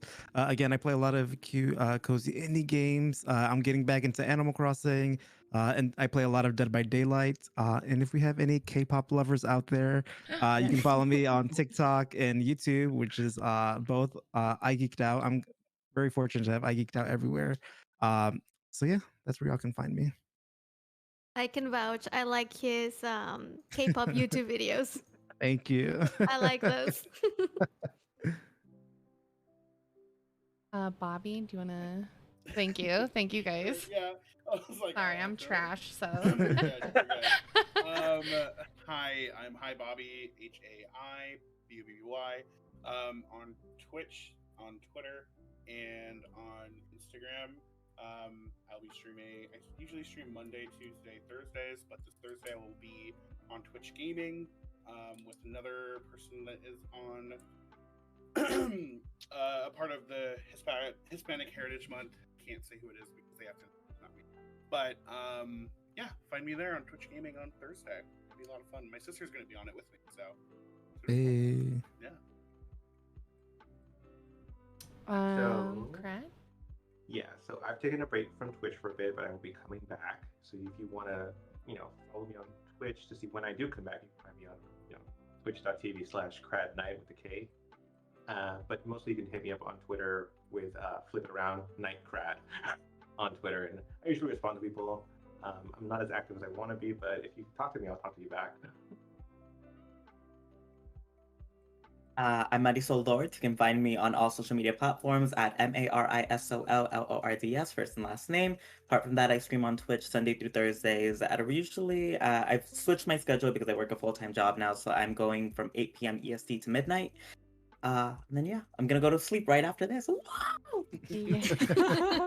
Then wake up at 7 in the morning. Let's go! Okay, but how was that McDonald's though? I haven't eaten yet. Oh my god. I have to eat and sleep. This is an emergency. Oh my God. Okay. Dovey, go ahead. Oh, you guys can follow me. My name is gonna be Sailor Dovey on Twitch, Twitter, Instagram. I don't really use a lot of Instagram, but I do appreciate the follows. I'm always surprised when they follow me. I'm like, I don't post anything. But yeah, I play a lot of Among Us. I sometimes do some just chatting. But yeah, you guys can find me there. Julian? Yeah, you can find me as _Juliancito on Twitch, Twitter, everywhere. Fan House as well. And tomorrow we're actually doing an Oops All Boricua stream. It's gonna be me, Mermaid Royal, Andrea Lascelle, and Valkyrie Weiss. We're all gonna be playing some DBD. So if you like that and you want to check out some Boricuas, you could come around 7 p.m. Eastern. I like Valkyrie. Same. I like Mermaid. Love them Jude is all. awesome. Love them all. Mermaids do. Andrea's They're alright. really cool. Just kidding. I'm kidding. Oh my Andrea's one of God. my good friends. Flip it. Flip it. Vero, do you want to tell us where we can find you? Oh yeah, so you can find me on Twitch and Instagram at Calaviro, CALAVIRO. I almost forgot how to spell it. And on Twitter, it's the same thing, but the O is actually a 0 because I wasn't special enough to have the O apparently. And I usually stream a lot of Dead by Daylight. This Tuesday I'll be streaming Kenna Bridge of Spirits, which I'm excited about. Y'all can find me here. Okay. Okay, Sure. so Oh wait, sorry, what? Oh, did someone say something? Oh, okay. Oh, rip. Sorry. Awkward. Okay. So we found someone to raid. So they are a Latina, self-identifying lesbian. And I found them with the LGBTQIA plus tag as well. They speak both English and Spanish. So we're going to raid them, and their name is Day Senpai. So they're playing Dead by Daylight right now. So I felt like that was also very fitting since all of us play. Oops. Oh my god, I'm trash. Don't look at me. Don't look at that message. Stop looking. You guys are so rude. I don't know what you're talking about. I don't Oh see my anything. So we're Thank gonna you go so much, there. everyone, for being here. Honestly, like it takes everyone. so much energy and willingness to open yourself up. And like, I don't know if everyone here knew each other beforehand, but I certainly didn't fully know everyone. Probably only heard of half of y'all from word of mouth. So I'm really grateful that everyone made the time to be here, and I can't wait for more of this, honestly. Me too. I'm super excited for the future episodes. Thank you guys so much. I put like a scuffed raid message in chat if you want to use it. If you want to change it at all, go for it. But I'll see you guys over there. Thank you so much, everyone, for being here. We'll see you next Sunday. Definitely drop everybody here a follow. Everybody here is so great and awesome. So we'll see you at the raid. I love you. Bye. Bye, guys. Bye. Bye. Bye. Oh. God. I